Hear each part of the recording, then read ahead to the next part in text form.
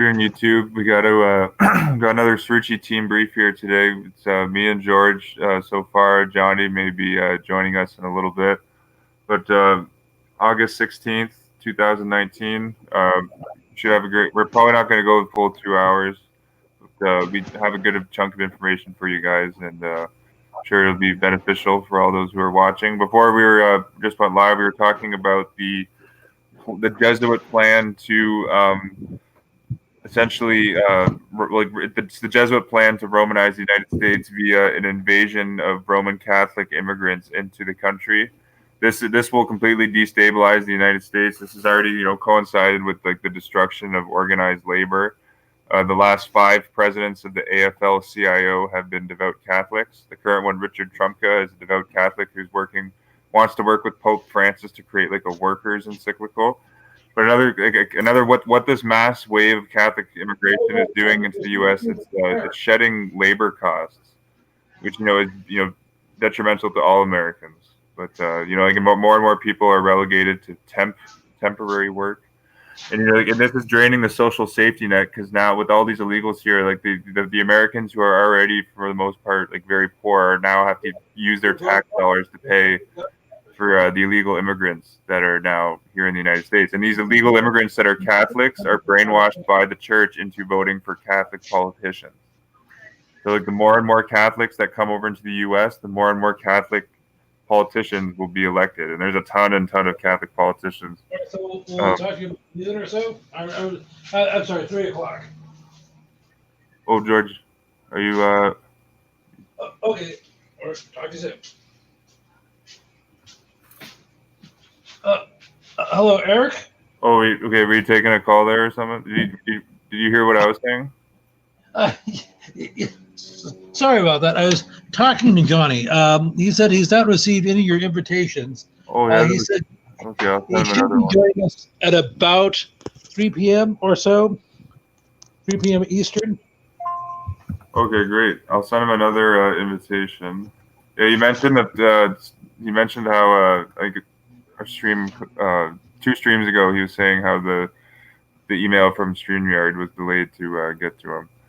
But I was just highlighting the backdrop of this current Latino invasion, this Catholic Latino invasion of the United States. Like the Georgetown University did a study saying the American labor representatives want to seek more immigration rights. That's the most important issue on the agenda of the American labor. You know what I mean? But this ties into a quote from the late Sherman Skolnick in his a book that was compiled from his series called The Overthrow of the American Republic.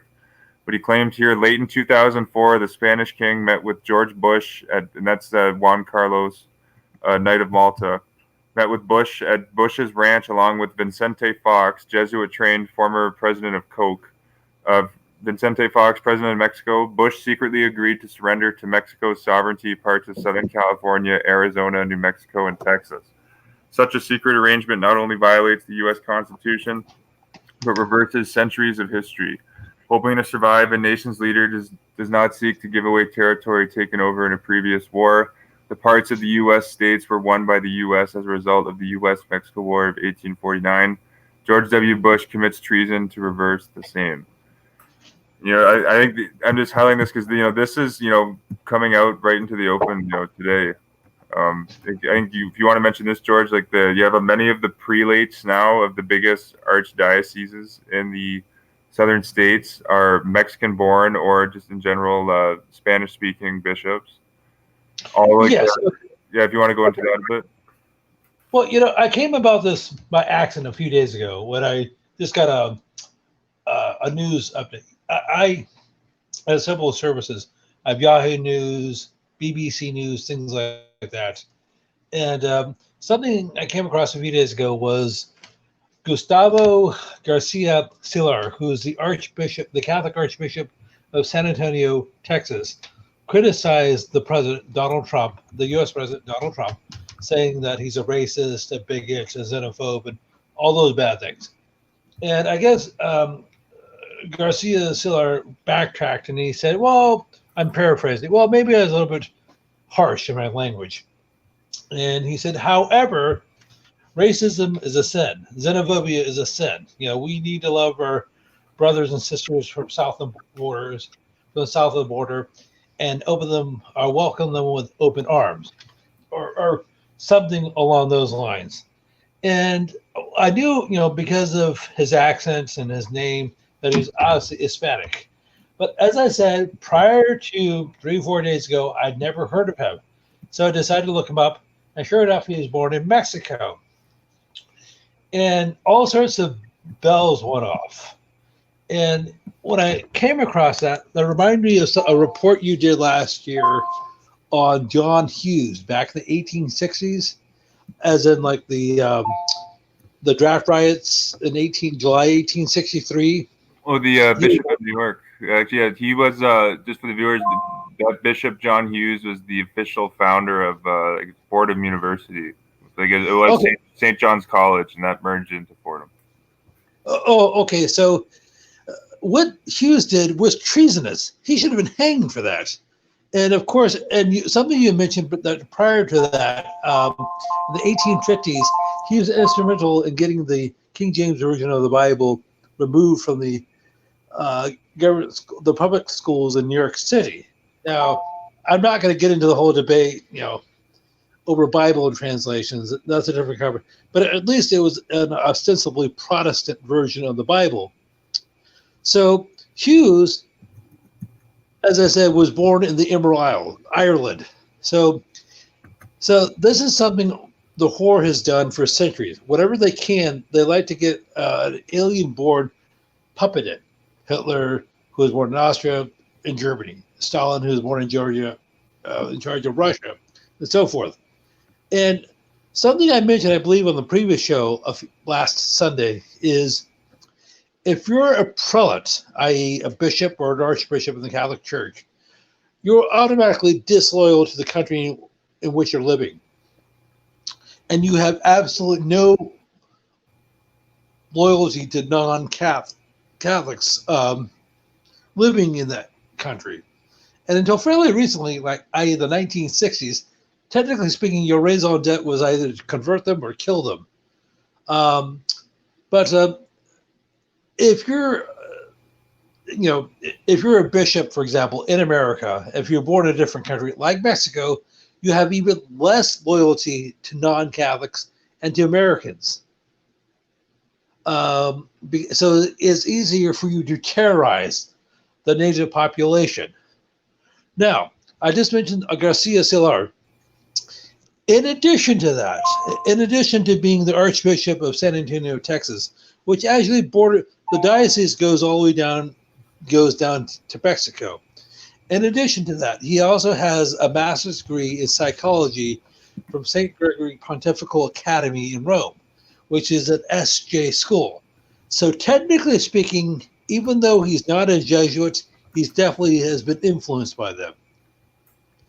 And in a recent tweet or Instagram post, or one of those things, when he was responding to President Trump's comments. Now, he made his initial comments in light of the shooting first in El Paso, Texas, then the next day in Dayton, because racism was, according to him, an impetus for these shootings.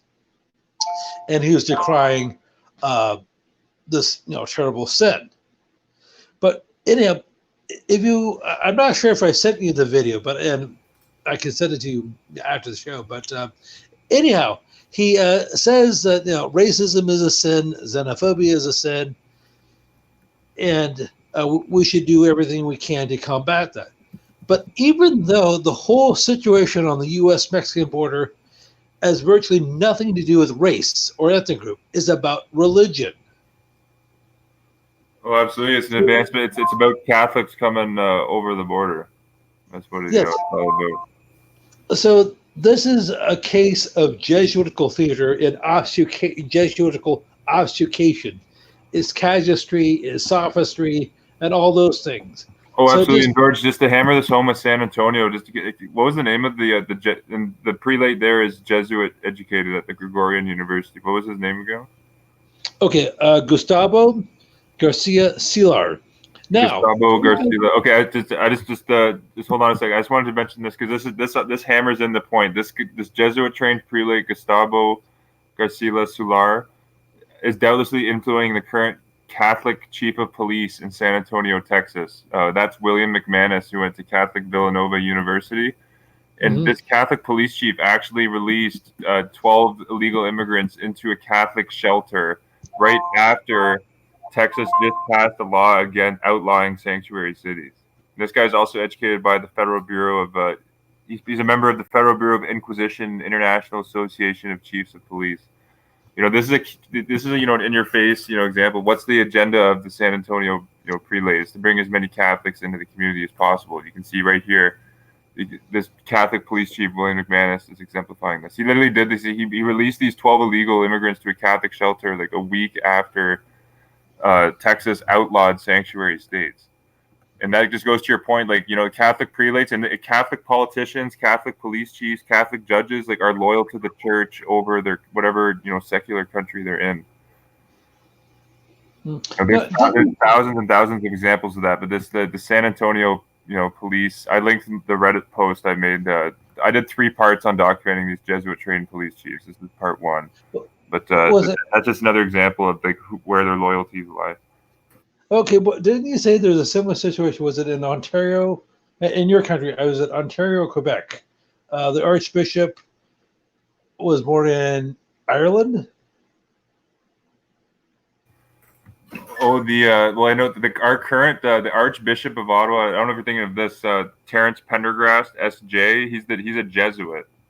Yeah, okay. I believe he has Irish. I believe he's of Irish descent. Okay, so people should realize that though, George, because think about this. That's not. I'll link this guy's bio, and this guy actually, in the post I did covering the Canada. A lot of people don't know Canada was literally concentrated. The Dominion of Canada was given to the Immaculate Heart of Mary in 1947. But this Jesuit Archbishop of Ottawa, Terence Pendergrast, S.J., reconcentrated Canada to the Heart of Mary in 2017. I have a video of that on my channel. And he said Canada needs the message of Fatima more than ever today. Are you kidding me? But think about this, George. But this is the point. Most archbishops that I'm sure I've come across, I'm sure you've and Johnny's seen. Most researchers come across this. Most archbishops are not Jesuits. There's a few select archbishops that are Jesuits, but I'd say 85% of Catholic archbishops. Many of them you could say are lay Jesuits and are just Jesuits, but most archbishops don't have the S.J. abbreviation on their name, and the current the Archbishop of our capital city is literally a Jesuit. Are you kidding me? And our Prime Minister Justin Trudeau is Jesuit educated. The guy who's running against Andrew Scheer is a devout Catholic. He's a deacon in the Ottawa Catholic Church and worked for the Carleton placed Catholic school board, for instance. So whoever wins is just going to be a puppet on this Irish Jesuit Terence Pendergrast S.J.'s strings. Well, I mentioned this on the show before, but in our last gubernatorial election here in California, you had Gavin Newsom versus John Holmes, I believe. I had to look up the name. Well, anyhow, the Republican candidate was Catholic. 20 years ago, in the gubernatorial election in California, the candidate from the Democrat side was Gray Davis, not Catholic educated. And you had Dan Lundgren, who was Roman Catholic. He went to Georgetown, he went to Notre Dame, and he went to Southern California. Both sides. George, they control California. California is just they have a firm hold on California, just like Canada. And actually, I sent a picture of them in my local paper just while I was at work. I was just reading the local paper this was a month ago. But California and Canada are now getting into emissions agreements, where they both agreed they're going to increasingly raise taxes on their drivers together. How fitting is that? Yeah, but getting back to with Canada, a lot of people don't know this about Canada, just because a lot of the immigration invasion, the talk is centered on the U.S. border, but Canada's a small country compared to the U.S. There's only like 37 million people there, I think. But George, we're taking in 300,000 immigrants every year, and with the UN migration pact that Jesuit puppet Justin Trudeau signed, it's now like a human right for an immigrant to come to Canada. And if Canada denies an immigrant that seeks to come here for a refugee status, they can sue Canada. So I'm sure the U.S., especially if the Jesuit puppets and the Democratic Party come in, like literally, I have an article on my blog. The head of the Democratic Party, Tom Perez, America Magazine ran an article titled like "New DNC head Tom Perez has deep Jesuit connections." Like, are you kidding me? So if they win, like the United States, I'll make the prediction now. If the Democrats win, they'll sign a similar like UN migration charter pact that Canada signed with Jesuit puppet Trudeau. Well, Justin was here in the Bay Area a couple years ago, San Francisco, that area, and he was treated like a rock star. People holding up signs like, yes, he's the second most famous Justin from Canada. And people were holding up signs at the airport said, hey, Justin, when you're done being prime minister, would you mind running for governor for our state? And I swear, they would elect him governor of the state tomorrow. Well, okay, the next election. Oh, absolutely. He and Gavin Newsom are like probably best buddies. Yes. So anyhow, so as I was saying, but getting to my point, you're talking about how just over 70 years ago, your country was consecrated to the Immaculate Heart of Mary. Well, I understand they have a similar attitude towards Australia. Did they have I'm sure they did. They had these Marian congresses everywhere. Like I saw, they had the Canada one was 1947. They concentrated Vietnam to the Heart of Mary, I think, in 58. But did Australia have one too? I had to go look into that, but I believe they've.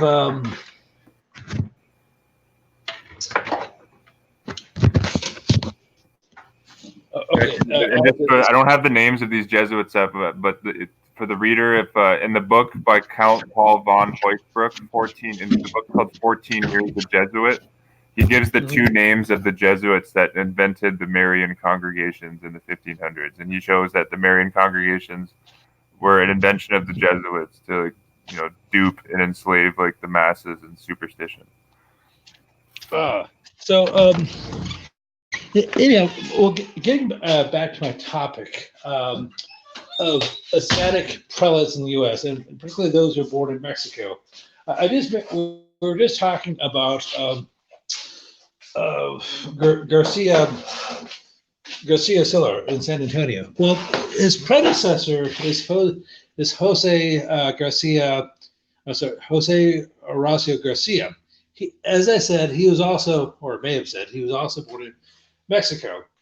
So, and he has been the Archbishop of LA since 2011.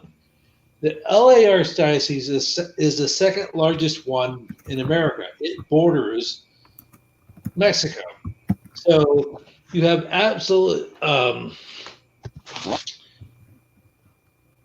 these weasels guarding the chicken and getting into religion. Okay, this is something people don't seem to realize. Church of Rome, she is a religious one. Okay, we could discuss their theology, their views on, George, do you see my screen here? I'm just going to put up some, just for the viewers, I'm just going to put up some visuals. But do you see, this is George Bush meeting with the 4th degree Knights of Columbus at a speech in Dallas. This was the same year that, according to Sherman Skolnick, George Bush made the pact with Jesuit-trained Vicente Fox, president of Mexico, to give over the southern U.S. states to Mexico. This being George W. Bush. Yeah, George W. Okay, the second one. All right, so as I said, this is something people don't seem to realize. The Church of Rome is as much of a political institution as she is a religious one. And I know we've probably brought this up before, but if you look at the Vatican flag, if you want to understand the symbolism, you see a tiara, that means the Pope is the king of heaven, earth, and hell, and he holds two keys, a silver and golden one. This golden one represents his spiritual authority, and the silver one represents his civil authority, his dominion over governments, over kings. And what Horacio Gomez, Garcia Silla are doing is criticizing the Pope's. They want to make the U.S. and Mexican border between the U.S. and Mexico is not only open but porous, to where you have tens of thousands of these people coming to the U.S. border every year. According to the Office of Roadland Security, as of last year, something like 600,000 people came across. Oh yeah, that was that was Jesuit trained Christian Nielsen, I think, at Georgetown at Romeland Security that said that, right? Well, this is actually according to their webpage. So she probably. Okay, just I know. I'm pretty sure she gave a press conference saying that like there's like hundreds of thousands coming over. She said this is a crisis, but I'm not doing anything about it. But this is a crisis. That was Jesuit educated Christian Nielsen. So this number fluctuates. It's been as high as 1 million a year, but even on the low side, and it's been at least 3 a year. But if you're talking about the bottom number, 300,000, that's a major every year that's coming across. And well, so the continuum has been 1,000 to 1 million. So right now it's roughly in the middle, 600,000. But so in a decade, that's anywhere from 3 to 10 million people, and that's not already. And of course, these people are going to number is going to double, triple, quadruple in just a matter of a couple of decades. And oh yeah, George, think about this. Like, yeah, George, just think of the people outside of California might not know this, but the California Exodus, and just on the screen here, I have a picture. Here's Jesuit-educated Vicente Fox kissing the hand of the I.G. Farben chemist, also known as Pope John Paul II, Karol Wojtyla. Yeah, there's I don't know if have you seen that picture? I haven't seen this one before, but look at that, because this all ties in because I had the photo of Bush at the Knights of Columbus meeting in Dallas in 2004, because it was in 2004 when the allegation from Sherman Skolnick came that the United States will give over the treaty from the U.S.-Mexican War of 1849 will reverse, like the territorial agreements. And so you can see like the Vatican is deeply involved in this plan. That's just what I wanted to mention there. Actually, I'll pull up. I have this source here. I'll link this in the chat. But this was the. Have you read this, George? George Bush's speech at the Knights of Columbus meeting in 2004. He's here. George Bush says, though, here you're helping build this nation, build a culture of life in which the sick are comforted, the aged are honored, and the immigrant is welcomed. And it says, George Bush again says, I want to work with the Knights for reasonable and compassionate immigration reform, to bring good, hardworking people out of the shadows of American life and to ensure America is always a welcoming nation. That's what Bush said and this is the same year that Skolnick said Bush met with Jesuit-educated Vicente Fox to sign the southern U.S. states over to Mexico. And you see, here's Vicente Fox kissing the hand. And this ties in, this is the same Pope that was in a photo with Jeffrey Epstein and Jimmy Savile. Here's Vicente Fox kissing the hand of the Pope, and here's Bush at the Knights, meeting right here. I think it becomes it's a very plausible allegation. Oh, hello, George. I didn't realize you. Oh, did you hear that last little bit? I didn't realize since I was scaring my screen, I wasn't looking at the StreamYard chat. Did you catch that last bit? Yes, I did. Yeah, yeah. So, what do you think? Have you seen this photo before of Vincente Fox with the Pope? I think this is a pretty damning photo. I think this shows like the culprit. And actually, I'll pull up this article here. Um, Knights. Yeah, look at this. This came out this week. I sent this to you and Johnny. This was from alieta.org. I'll link this in the StreamYard chat. The headline: the Knights of Columbus are giving $250,000 to refugees at the border. And here's 4 Knights of Columbus in their new uniforms. Oh, that's cute.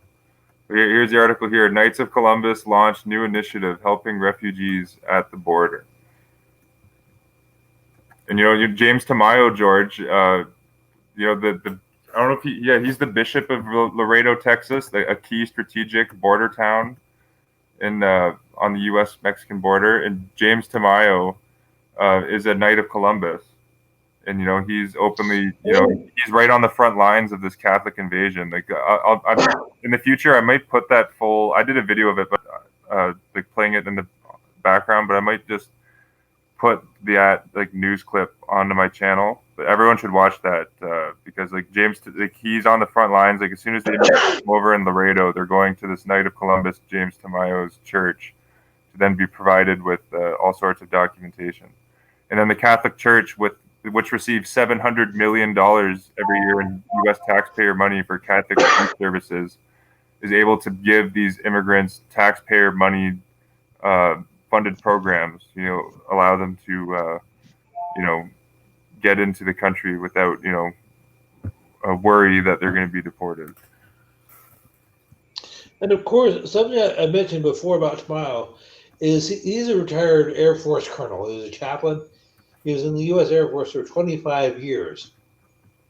So not only is he a Knight of Columbus, not only is he a traitor, an oathbreaker, he probably almost certainly knows. I'm just speculating.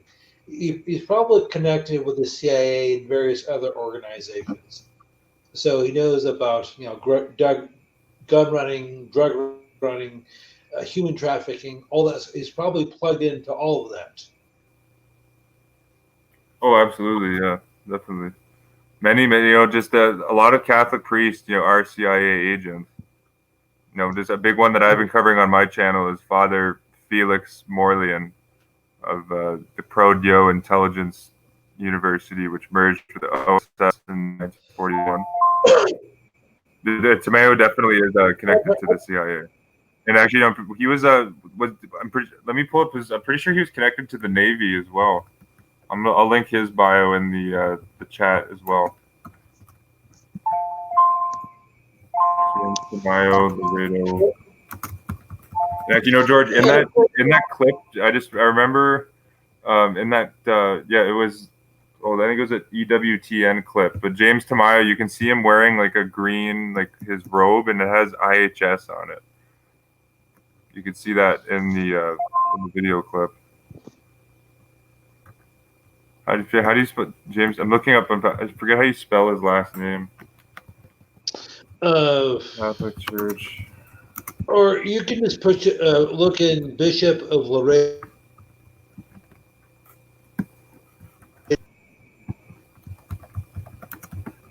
Bishop Laredo, Texas. Oh, okay. It's Tamayo. That's who he is. Bishop James A. Tamayo. James A. Tamayo. That's him. Okay, so I have his bio up here. I'm going to link that in the chat. And I'm going to link that EWTN video that was covering Tamayo coming over or bringing the immigrants over the border.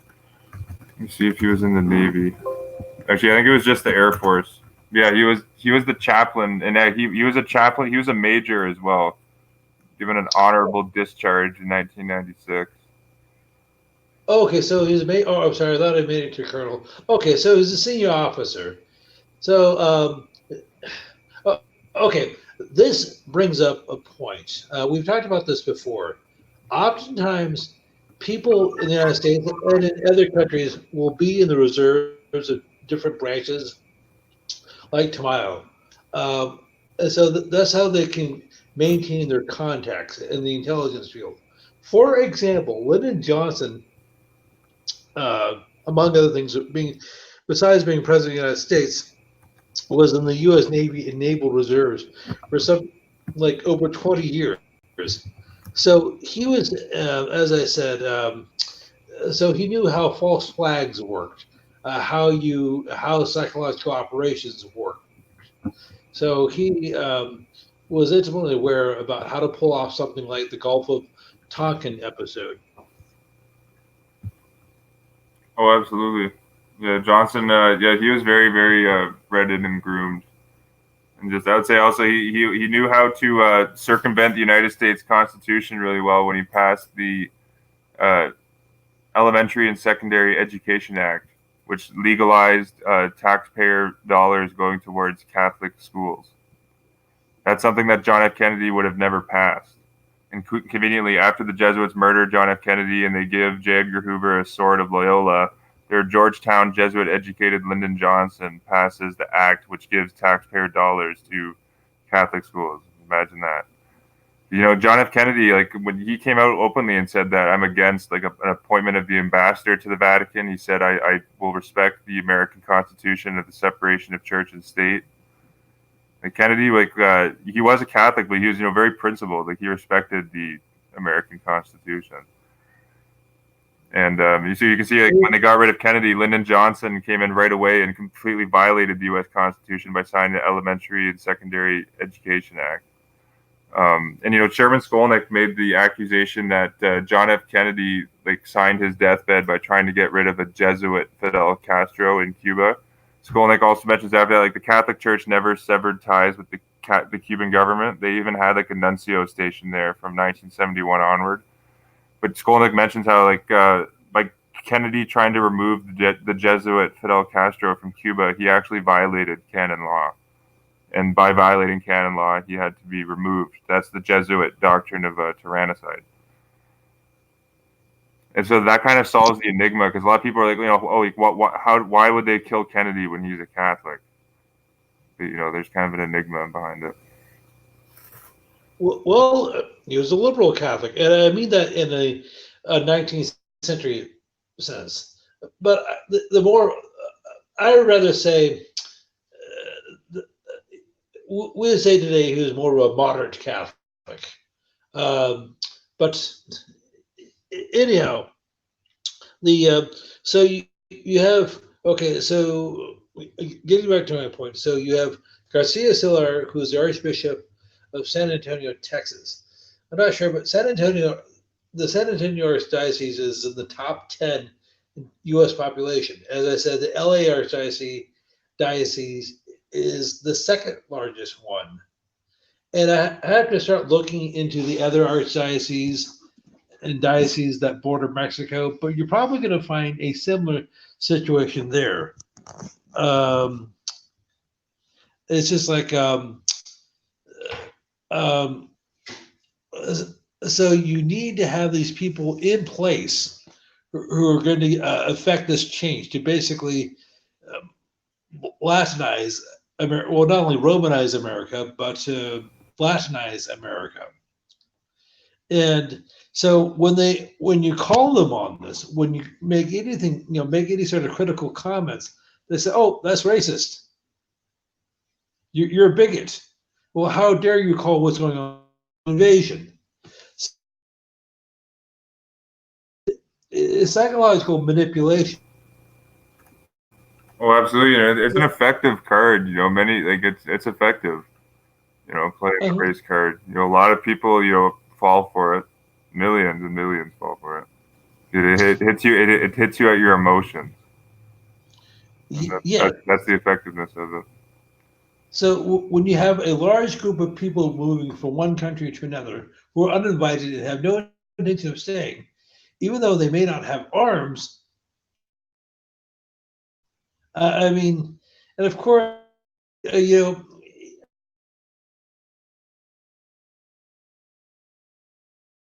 how many Spanish-speaking TV radio stations there are in America, or newspapers, or other publications. Well, I mean, that's a great. Yeah, and with all these, you're going to see an increased insurgency of fascist, phalangist type groups and Mexican synarchist type groups pop up in America. But I bet it's an astonishing. I bet it's increasing like exponentially. We saw at the latest Democratic, or not the latest one, but one of the. Well, they probably do this at all the Democratic debates. Like they now speak in Spanish at the DNC debate. They're and that's just shoving it down their throat. They do not have to speak Spanish on stage. They're doing this to subconsciously, brainwash Americans into just, go along with the Catholic, Spanish Latino invasion of the U.S. Like you mentioned, like in some states, like whites are now a minority in California. And like, Yes, and they're going.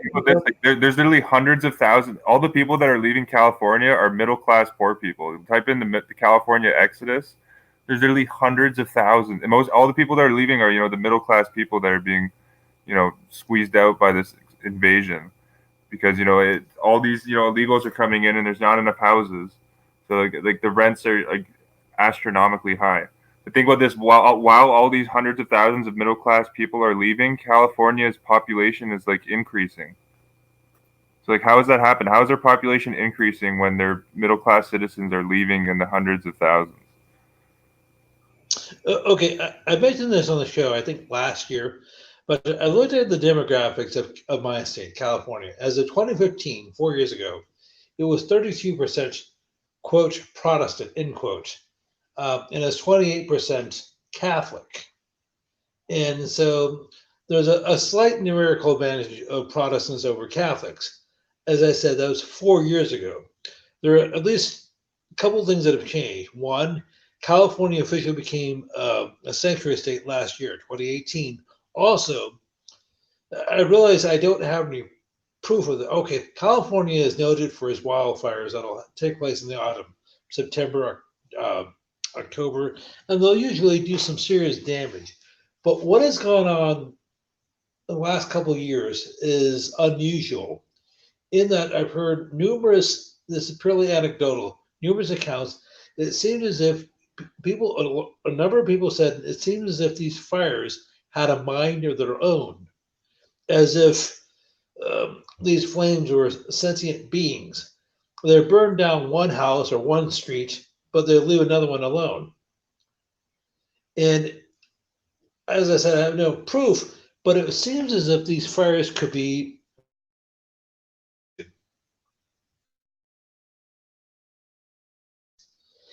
it drives up the real estate value. People can't afford to stay here anymore, and then does all sorts of other things.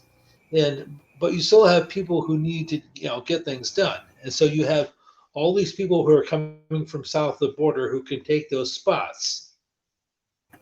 Well, absolutely. That's what's going on. Like that's the only explanation. Is like the population is being replaced by the invasion of Catholic illegals coming into California, and and all the sheriffs in California are Jesuit educated puppets anyway.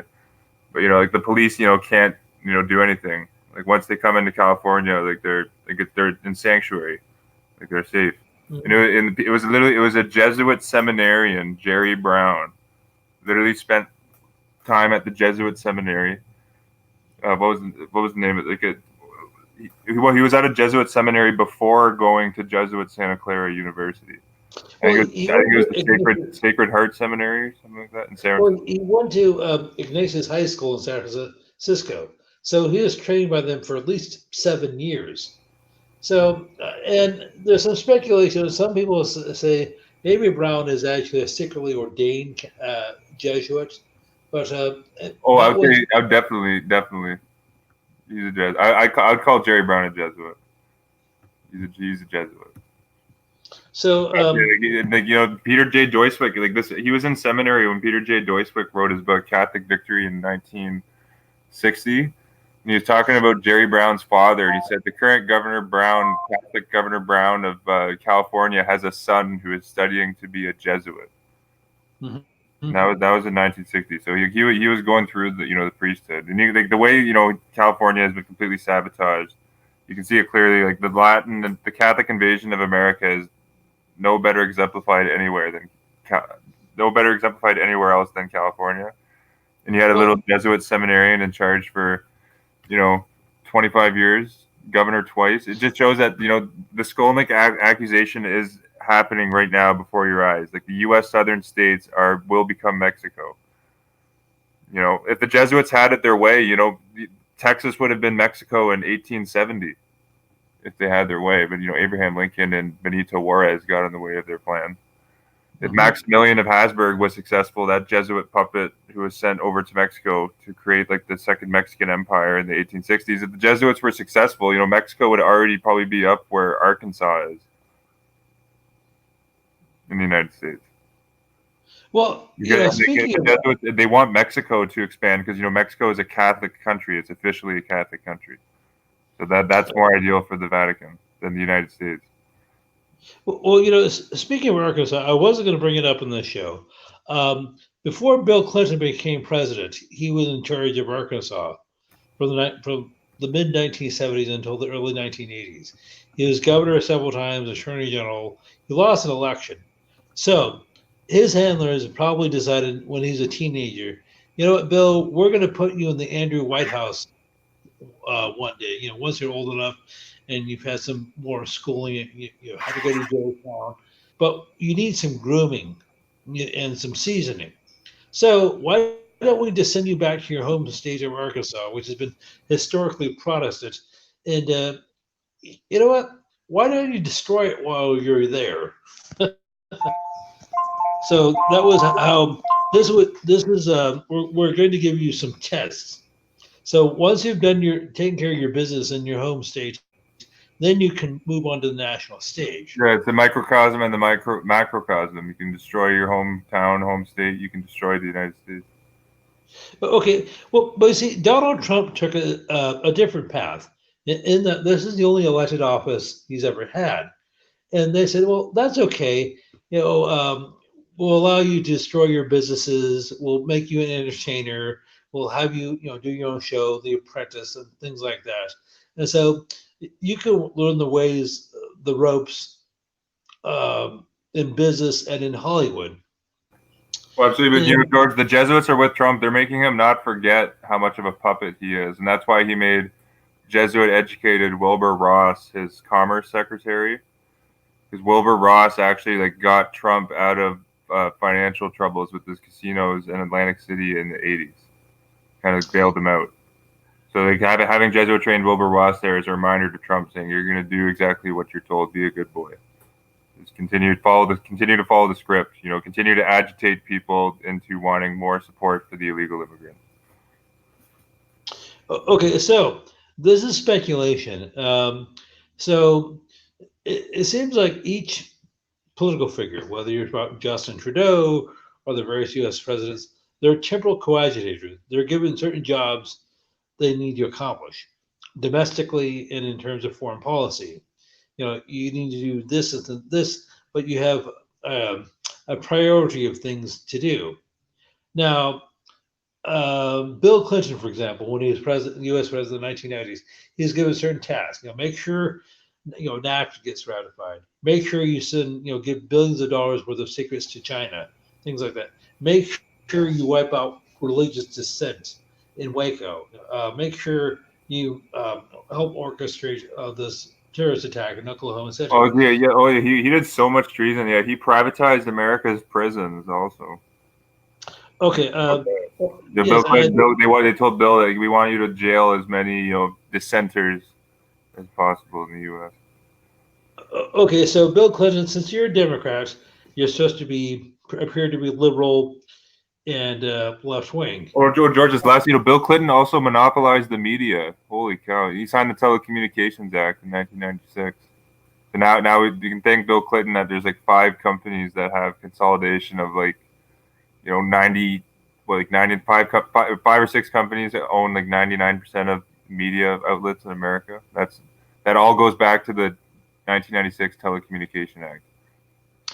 Okay, so which brings up that act basically just there's a report on the Open Market Institute on that, but that act just eliminated all oversight for the media industry. So all these massive how corporate mergers work. All these massive, companies just merge together and consolidate market share, and there was like no oversight. They just allowed that to happen.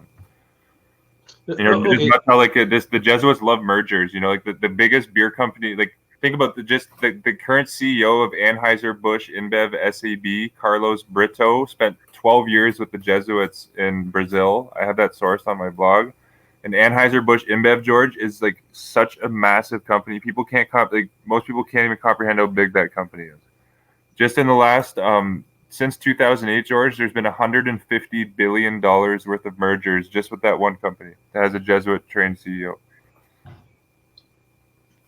Oh, okay. That's just one company. Like they own literally like 35% of the world's like beer like alcohol supply. They own like literally 35%. Like when they bought SAB Miller, the U.S. courts actually had to make them concede certain brands because they would have owned like 70% of the U.S. beer industry. Well, but I see. Yeah, and I'll link that link. But that guy's name's Carlos Brito. Yeah, Carlos Brito.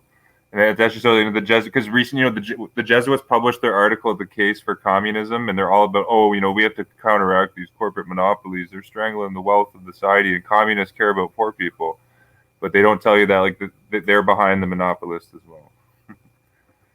Yeah, I just see Johnny is here now, George. Yeah, sorry for the delay. Sorry, I need to step out. I'll be right back. Sounds good, George. Hold on, I'll be right back. All right, George. Hello and goodbye. Actually, I'm going to send. I don't know if you heard that, John. I'm just going to link the post I did on the current CEO of the world's largest beer company, Carlos Brito, is Jesuit educated, Anheuser-Busch InBev. And interestingly, like InBev, which had Jesuit educated Carlos Brito as CEO, he's still in charge of the massive merged conglomerate. They bought Anheuser-Busch, the American beer company, and Anheuser-Busch was founded by Jesuit educated, or the CEO of Anheuser-Busch was Jesuit educated August Busch IV. Oh, I see, John. I think your mic was muted there, Johnny. Oh, but it looks like he.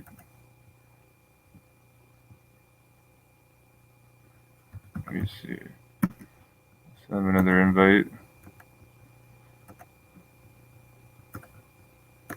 Starting off yeah, I think your mic. I saw your mic was muted there, Johnny. Yeah, no, it's interference again. The last thing I got was CEO of largest beer company.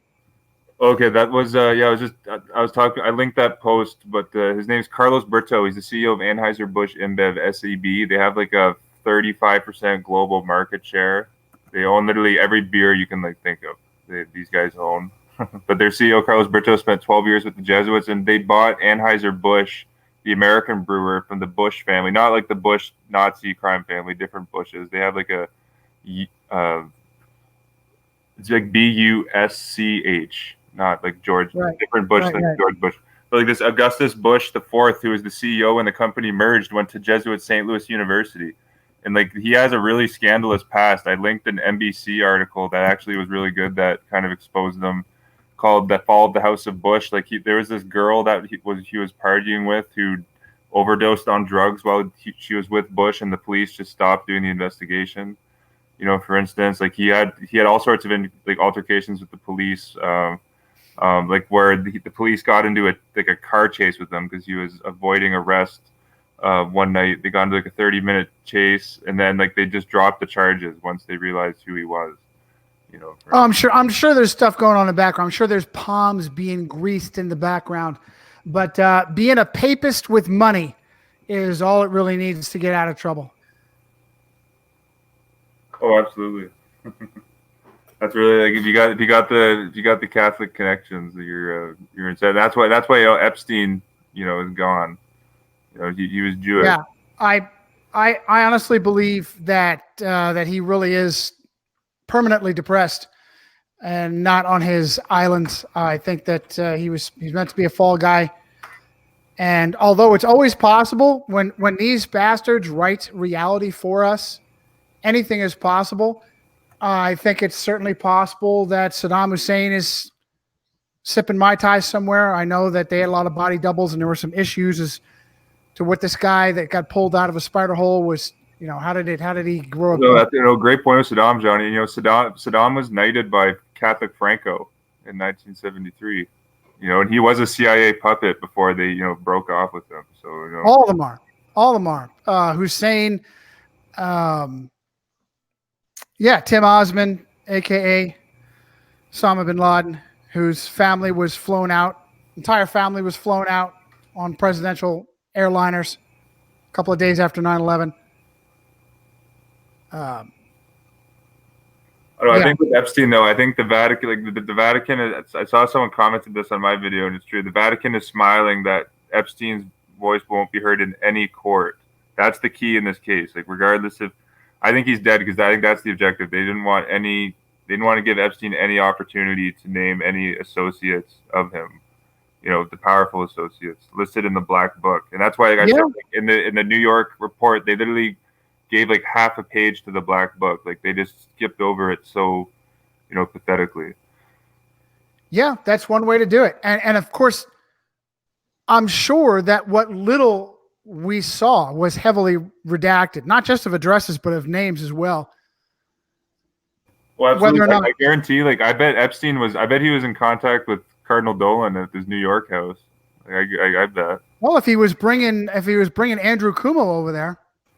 You know what I mean? That those were the names I think would be redacted. It would be, it's the connecting to the, Catholic human trafficking rings that we saw that were exposed recently in the Pennsylvania report, for instance. And that report was redacted, and that named literally 1,000 victims and 300 predator priests in a systematic pedophilia ring, covering up. That's another good point. Oh, they always shoot low. Whenever anything finally bubbles to the surface, count on it being an eighth of the truth. Number of victims, extremity of the crimes. Oh, and Johnny, it helps to have the attorney generals be educated by Jesuits. In Illinois, they opened an investigation. Their attorney general went to Loyola, Lisa Madigan, and in Pennsylvania, Ben Shapiro went to. You got the Jew Shapiro and the Jesuit-trained Jew here in Pennsylvania, Shapiro, and you've got that Madigan. Oh, gee, I wonder if there's an Irish Roman Catholic background there. Well, actually, I'll send you this. This was, I don't know, it was controlled. It was some good information, but like you said, when the stuff comes out, they try to tame it as much as possible. Jesuit-educated Josh Shapiro and Jesuit-educated Lisa Madigan did a press conference together about their joint investigations into the Catholic Church abuse. Oh, they're on it. They're on it. I saw another church militant. I don't know how old this is. They opened up. They lifted for a year. I hesitate to look this up because my shit's going to fluctuate when I do that. And I don't know how old this report was. That they lifted the criminally corrupt statute of limitations on priests raping children for a year. So this year, I don't know when it was, so I have to figure out. Hold on. What, Johnny? Yeah, George. Well, I was watching today's Church Militant, and Voris was on there, and he said the statute of limitation is going to be lifted for a year, and I guess effective now, August 2019. I think this just happened. So you're talking about last 24 hours or so. So, you mind if I respond to that? Yeah. So let me say real quick. The first thing that comes to my mind is, all this is the Catholic Church falling upon the money that she has stolen from millennia. There's a radical difference, a massive difference between all of these ambulance chasing pieces of shit trying to placate the victims with payoff money. What should be going on are criminal prosecutions, not opening the window to pay off all the raped children who are now adults. A big case with the Spotlight lawyer came out. This was a follow-up from a 2013 case, but there was a Jesuit-educated pedophile from Fairfield, Douglas Perlitz, who was he raped I think it was 4 or 5 victims, but some of the victims claimed to have been raped over 100 times by this Perlitz. But there was the Fairfield University. It was an interesting case because Fairfield was deeply involved with But his Jesuit superior, Father Paul Carrier, S.J., was overseeing prelates at the Haiti school where these kids were being raped and didn't do anything. But it was the spotlight lawyer Mitchell Garabiti. It was like a $72 million settlement. So think about that. Like the church has millions to give out. They have billions to give out.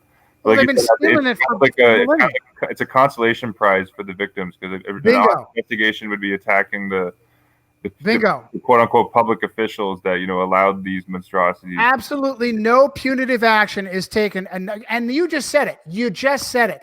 No punitive action against the pedophile monster priests, nor against the prosecutors, cops, and judges that should also be in prison for not doing their friggin' job.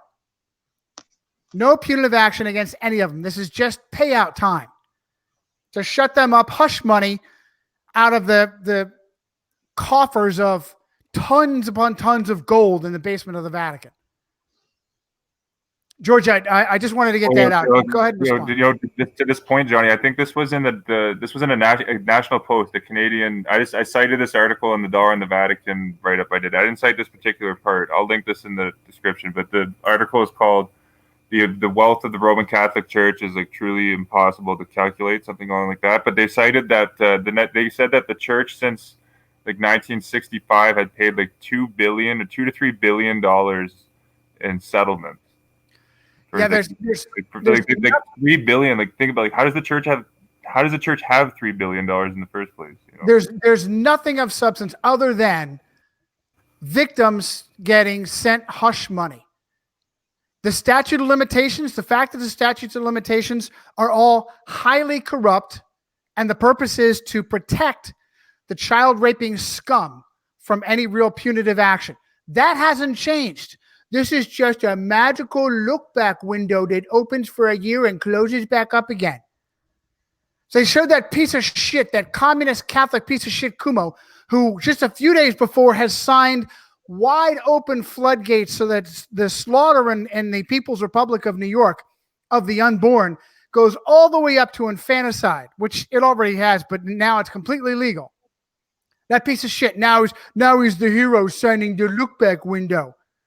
The fact that the statutes of limitations are thoroughly corrupt and completely protect the rapist monsters, that if you don't have an 11-year-old little boy that has the power of will and of courage to step up and say, hey, this priest just raped me right away, then they get away with it. No change to any of that. George, do you still have what you wanted to come back with? Well, yes, a couple of things. First, I'd imagine, I don't know this. Okay, I just imagine the majority of the lawyers who are going to be following these civil cases are Jesuits, or they're trained by Jesuits or Catholics. And so they're basically, they're just simply recirculating the money. So the majority of these ambulance chasers who are going to be involved in these cases will have gone to places like Fordham, Georgetown, or wherever, and the money basically is going to be staying in house. The victims will get a few crumbs, but the lawyers will make out like bandits. Oh, great point. I wonder where Jeff Anderson went to school, because his law firm has pumped he's like in the last 3 months. I think he's filed 100 lawsuits all across the country. There's one really interesting one just with this Episcopal priest, Paul Koloweski was his name, but he was a Catholic priest in Buffalo who a pedophile who raped this girl that was then able to become an Episcopal priest in Chicago. So that should show Jesuit infiltration into the via the ecumenical movement into Protestant churches, that the Protestant church allowed a pedophile Catholic priest, Paul Koloweski, the quote Protestant Episcopal Church. Episcopal Church has been a covert Rome church. You can make the case for many years. But this Anderson guy, he's just an example of I think all of his lawsuits. I think I have to look into the money claims, but he's getting victims lots of money. But I haven't heard any talks from this Jeff Anderson on how corrupt the Catholic law enforcement are that protect all these pedophile priests. For instance, or talk about the enablers, in the system. But it's not it's better than nothing happening. I mentioned that it's better that the victim get some money rather than like they get nothing. But they should be going after the systematic cover up of these crimes. Going to the civil authorities as well, which enable this to happen. So, Johnny, are you still with us? Yeah, sorry for the delay. Oh, okay. Well, I just think Eric and I were talking for about half an hour or so, maybe an hour before you joined us, about another aspect of the Catholic Church. We were talking about the sexual abuse and the cover up, and the hush money, all that sort of stuff.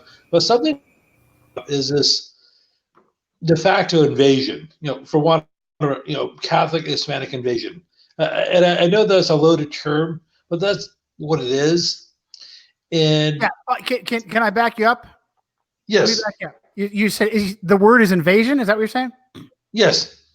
Yeah. Okay. So here I got something I want to share to back you up. It was in the hopper and just waiting.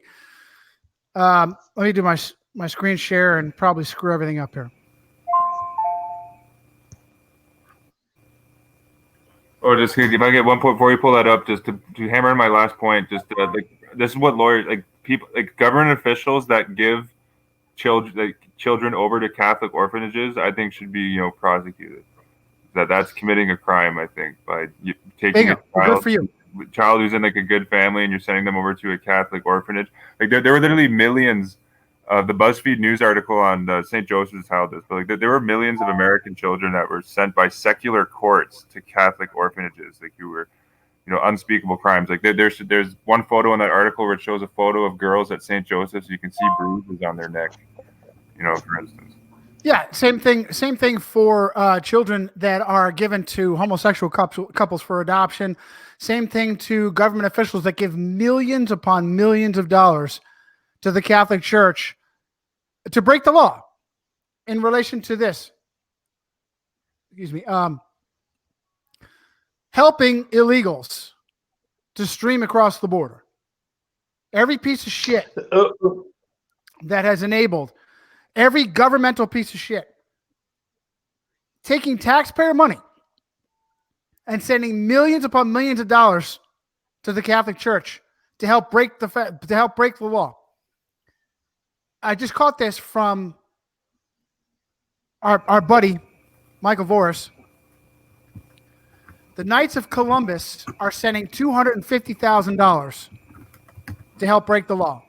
Now, the Knights of Columbus have this reputation, this bullshit reputation, of being the conservative wing of the Catholic Church. And I think it's a perfect example of how Catholicism is just what you said, George. It's an insurgency. It's warfare. It's open warfare. This is part of the reason why Catholics weren't allowed to vote 250 years ago. This is the reason. Because no matter what they say they are, they still owe their allegiance to a malignant insurgency in Rome. Now, of course, we have even better information, all the unbelievably heinous crimes committed by our own institutions, the Federal Bureau of Inquisition, Catholics in Action, FBI, CIA, unbelievably heinous crimes committed by those institutions, all done because they're run by papist agents. Well, as John, think of this, just a comment. Someone said, "Do they control the CPS system?" That's like the Child Protective Services system. And this was a crazy found. This lady Jane M. Hoey, Jane M. Hoey, Hoey, is known. She was a social worker in the '60s. That was when the CPS program started in the U.S. She's known as actually like the founder of CPS, one of the main founders, and she was on the board of directors at Father Felix Morlian's Pro Dio subsidiary in the United States, the American Council for an International Promotion of Democracy Under God. This is the founder of CPS that was on the board of Catholic priests, CIA agents, subsidiary that was laundering billions of dollars through, all sorts of banks. But that's the connection to CPS. It's Jane M. Hoey. And I covered that in the video I did on I'll link that video in the description. Going through who is affiliated with Felix Morlian's Pro Dio subsidiary in the U.S. You can see James M. Hoey's name on the board of directors, and that's the connection right there to CPS. And the CPS is a very Romanesque, Inquisition style, Hitler-esque style of organization. Like they separate. We don't call it child predator services for nothing. Or the child predator or Catholic predator services. Yeah, well, absolutely. Yeah, that's the new name with this Jane Hoey connection to Father Morlian. That's Catholic predator services. That's gonna. That's what I'm gonna refer to it every single time. Thanks, George. I like that. Well, I'm sure. Forgive my ignorance, Harris, but do you have a version of it up there of child protection services? Oh, absolutely. Yeah. Pretty much every westernized country now has one. Yeah, the child protective services here in Canada, and they do the exact same tactics. They go to poor neighborhoods and they try to get as much dirt on they can on parents as possible. Like some CPS agents actually enjoy getting children taken away from their parents. There was a case, the Police State USA covered this. There was a case in the U.S. where the Catholic Protective Services took a child from their family because the dad smoked pot 2 or 3 years ago. So they took the daughter from the family. They gave the daughter to an abusive foster care mother who actually killed the child. Yeah, there's cases like that all over the United States and Canada. All the bureaucrats that involved in that should be tried and given the harshest possible sentence. Every bureaucrat involved in that, but it'll never happen. Oh, absolutely. And these are the guys that Jeff Anderson and Mitch Garabita. They do good work, but these are the guys they should be going after with their resources. They are controlled opposition. Jeff Anderson and Mitch Garabedian are controlled opposition. Neither of those two clowns responded to me during my process of writing Eaters of Children, because they're not sincere. They're not legitimate. Their job. It's same thing with what is that that's ridiculous advocacy group that was also mentioned in the movie. Good for you, George. You read my mind. SNAP. Same thing with SNAP. Controlled opposition. All controlled opposition. Their job is to ameliorate the victims. The real substance is punitive action against the rapists. That's the real substance. And that's okay. Okay, I had to be going. I probably can do the show for less than an hour, so I don't mean to commandeer the program, but I just wanted to mention a couple things. Mae Brussel, in one of her broadcasts from the late 1970s, talked about child protective services in the San Francisco Bay Area. That was often a conduit by which Jim Jones would get members for his church. A woman was on. Wow, this all ties in. Jim Jones being a secret Jesuit. Okay, a mom would be on crack. You'd have a single mom with 3 or 4 kids, and she would have a drug problem. And they said, "Hey, you know what? Instead of losing your kids, why don't you go to the People's Temple in San Francisco? They can get you cleaned up and you can get your life together." So the vast majority of the victims down in Jonestown were minorities. There were a few exceptions, but the majority of them were on some sort of assistance. And a common vehicle for Jones to get his members was child protective services, or people who were in subsidized housing in San Francisco or Oakland or other places. Now, George, I'm sure through Jones's access to the Jesuit-educated Mayor Moscone, he was able to get all sorts of files on San Francisco residents, Bay Area residents. Which is probably why Moscone was offed. Oh, absolutely, George. I think George mentioned. George, didn't you say Moscone was supposed to do an interview with the Daily Mail or something like that? He's supposed to be doing a week or so before his death. He's supposed to be doing an interview with one of the daily papers, the Chronicle or something like that, and he's supposed to talk about his relationship with Jim Jones and People's Temple. Oh, just think And about this, George, like that would have been explosive because Moscone has already been spirituallysmart.com in his videos has Moscone on tape saying that Jim Jones is a great guy. Like when Jim Jones gets behind a candidate, like he goes all out. Like he actually kind of credits the People's Temple for getting him elected. So I'm sure he would have had lots to say. well, I mean, I know we've covered this before, but not only was he Jones and his organization instrumental in getting Moscone elected mayor in 1976 of San Francisco, but 2 years before that, they got Jerry Brown elected governor of California for the first time. So anyhow, but speaking of the Catholic Church and insurgency, I came across this a few days ago when I got a news flash in my inbox. Gustavo Garcia Silar is the Archbishop of San Antonio, Texas, and he was posting some mean things about Donald Trump, saying he's a racist, a xenophobe, and he kicks his dog, things like that. Well, then a day or two later, Garcia Silar backtracked and he said, "Well, maybe the top, and well, maybe that way, but is the sin." Sisters coming from south of the border and embrace them with open arms. And we also need to do everything we can to help them acclimate to America. And he posted this on a video, and I had never heard of him before, so I decided to look at his background.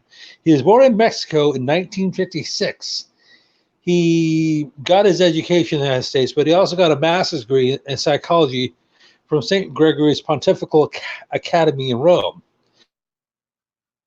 He knows how to manipulate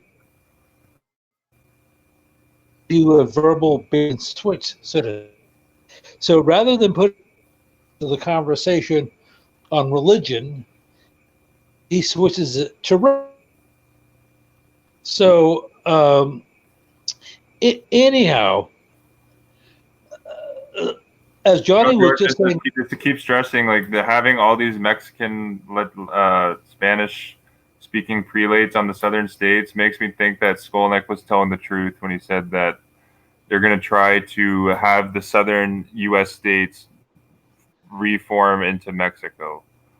Well, that being the California, Arizona, New Mexico, and southern Texas, and all those four states, have Catholic governors.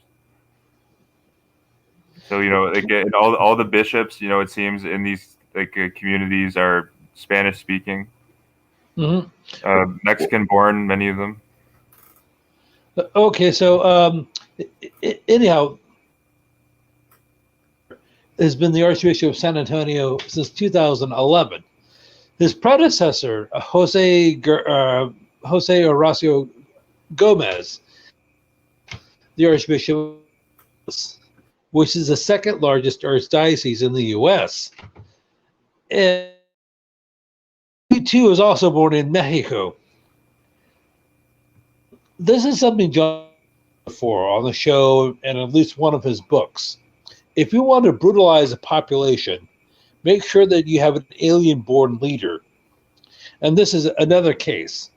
And something Johnny was just talking about a few minutes ago is if you're a bishop or archbishop in the Catholic Church, you're automatically an insurgent because you're appointed by a foreign entity, a foreign power, and a hostile foreign power. You have absolutely no regard whatsoever for non-Catholics in your jurisdiction, be it your country, your diocese, or whatever the case may be. Also, not to play the race card, but as Eric was just saying a moment ago, you have Horacio Gomez in L.A., and you have Garcia Silar in San Antonio, and you have a number of other prelates. You have Jaime Soto of Sacramento, California, who is American. And you have George, didn't you say the Soto guy too is telling Jerry Brown that he's got to do something about sanctuary cities? Okay, he was coaching Jerry Brown into doing that. Well, you're probably conflating several different episodes. He has testified before the California state legislature several times, talking. This was the last several years. He's been the Bishop of Sacramento since 2007. So every year for up the next decade until California became a sanctuary state, he would testify before the California Congress saying, "Oh, we need to declare California a sanctuary state." And before that, he would go into various municipalities throughout the state before their county board of supervisors or city council meetings saying, "Oh, yes, your town needs to become a sanctuary city." And he fly back to Washington and say, "Oh, yes, we need to grant amnesty to these people who are here illegally." And he'd often even travel to other states and pull a similar tactic. So I thought if you're a Catholic priest, your primary job is to administer the sacraments, during the mass, hearing confessions, things like that. But it seems as if that's just your primary focus is taking care of business, changing the laws, changing the rules. Oh, George, absolutely, George. Their number one focus is, and this applies to every single the lay Catholics are, not every single, lay Catholic, is necessarily an agent of the Vatican, but they're pressured by their church. But you're talking about every single Catholic politician, judge, especially the prelates, are agents of their church. They're only looking out, for themselves. It's been ruled in the papal bull and papal encyclical after papal encyclical that the church, condemns, secular governments that don't have the influence of the church. That was one of the condemned ideas in Pope Pius IX's Syllabus of Errors. The condemned idea was that the bishops of Rome should be separated from the government. That's condemned. And the official, Catholic Church papal bulls and encyclicals. I don't know a lot of people necessarily know that. But I see you're trying to screen share there, Johnny. Yeah, I can't remember the name of the cartoonist that did this. Nast. Give it again, George. Nast. Thomas Nast. Thanks, George. You're the best, man. How do you spell the last name? Nast. N-A-S-T. Is like nasty. Yeah, and he was a papist anyway, right? But it's still a great cartoon.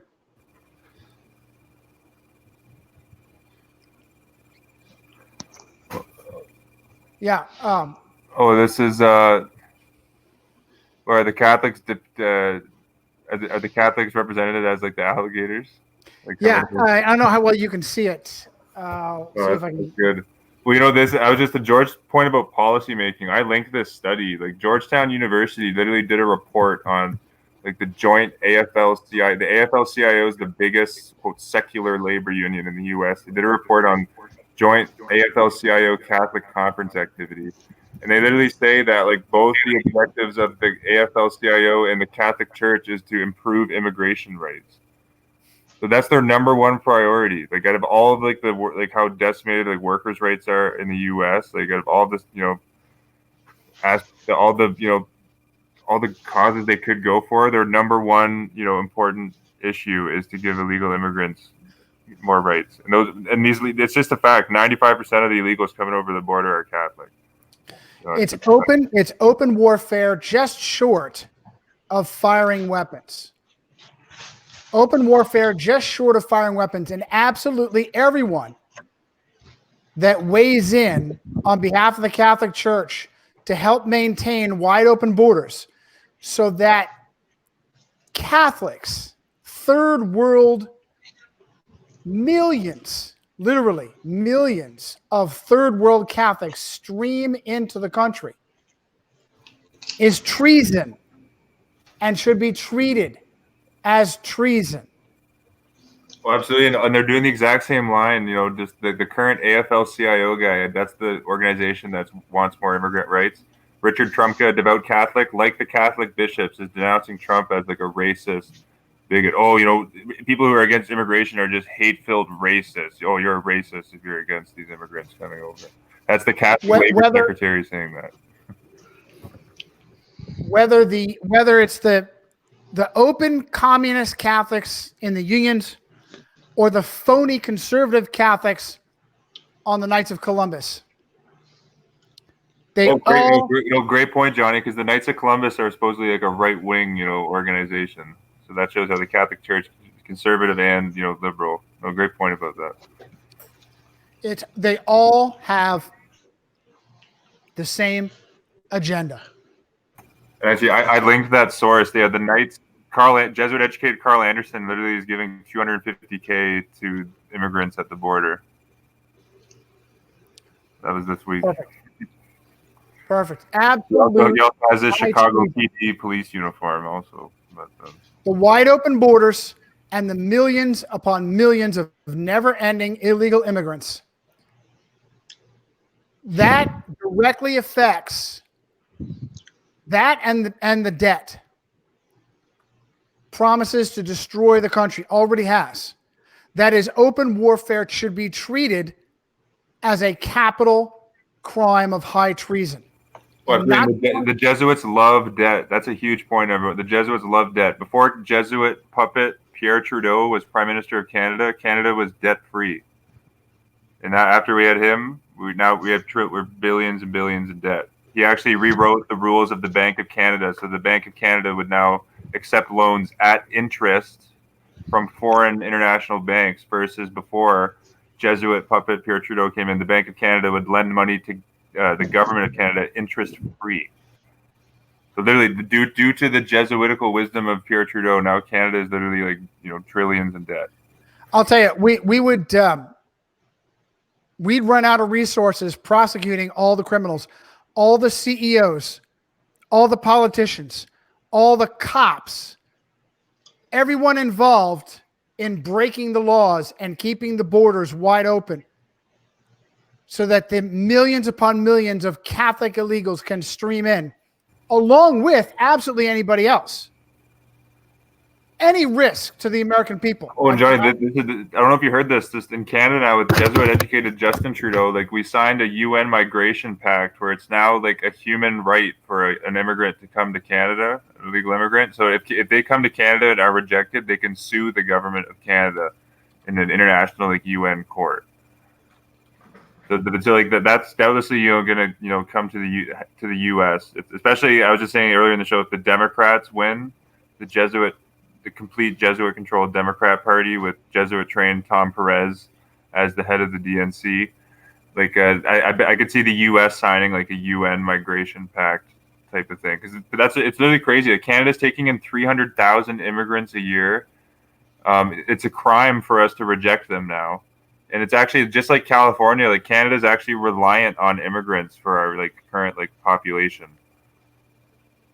So we're in a catch-22 situation, and there's no jobs for all these immigrants too that are all coming here. Canada's industry has been systematically left the U.S. due to globalization, NAFTA, and this goes into the U.S. They're building up Mexico as a strong country. Going back to Skolnick's accusation about they want to move the 4 U.S. states, give them back to Mexico. That's what NAFTA did. Since they literally GM, the U.S. government gave $500 million taxpayer dollars to GM last year, and then they fired 14,000 workers in Canada and the United States after getting $500 million from those same tax-paying workers. And that while they did that, GM opened a new massive plant in Mexico, and have increased their production in Mexico by 40% since NAFTA. So if you look at it was a systematic way to NAFTA was a systematic way to get the American and Canadian industry to Mexico. The Canadian auto company Magna, how it now has just as many facilities in Mexico as in Canada, and they're a Canadian company. For instance. Yeah, this is the story that's going into, if I ever get to it, this far, because this is, let's see, started in 73 and went through his reign of terror. Rafael Resendez Ramirez bounced back and forth between Mexico and America, repeatedly catch and release by Border Patrol, repeatedly catch and release, catch and release, catch and release, and every time he did, he'd go out and rape and murder again. Every single cop and agent that put this piece of shit back out on the street should also share his what his fate was for rape and murder. Johnny, according to the liberal press, the cops, detained, this railroad killer, they're Nazis, they're separating him from his family. I know. They already don't even do their job. So what you do is you go to the ludicrous extreme of pretending that they're stormtroopers who do their job too much because they already don't do their job. So let's go ahead and pile on and pretend they really do their job, and they go to some ludicrous extreme. They take screaming children and rip them from the arms of their mommies and daddies. Meanwhile, they're taking monsters like this and kicking them back out onto the streets to rape and murder again. Rape and murder, captured, released. Rape and murder, captured, released. And this is the diabolical agenda of the Jesuit-educated Donald Trump. He's coming off as like the big bad guy, like the big meanie, for instance. And like it's all words, no action. Like Trump recently tweeted that like they're gonna deport like 1 million people. He's not gonna do that. Are you kidding me? But he's just doing that to give off this like image that he's such a evil like Hitler-esque guy that just he hates these illegals. He wants them out. He's gonna do whatever it takes. He's so fascist. That's what how the media and it's working. More millions and millions of people are being brainwashed by this. The only way to keep that clown in office from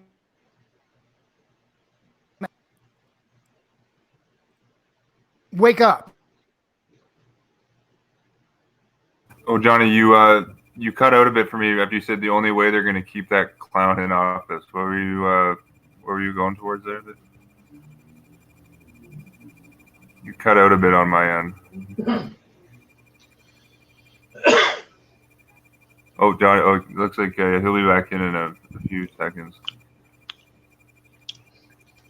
Yeah, Trump will. I think what Johnny was saying. Trump's gonna use he's gonna run on like the platform saying, "Hey, look, like I'm the last line of defense to save America from this all these illegal immigrants," and that will get lots of people supporting Trump.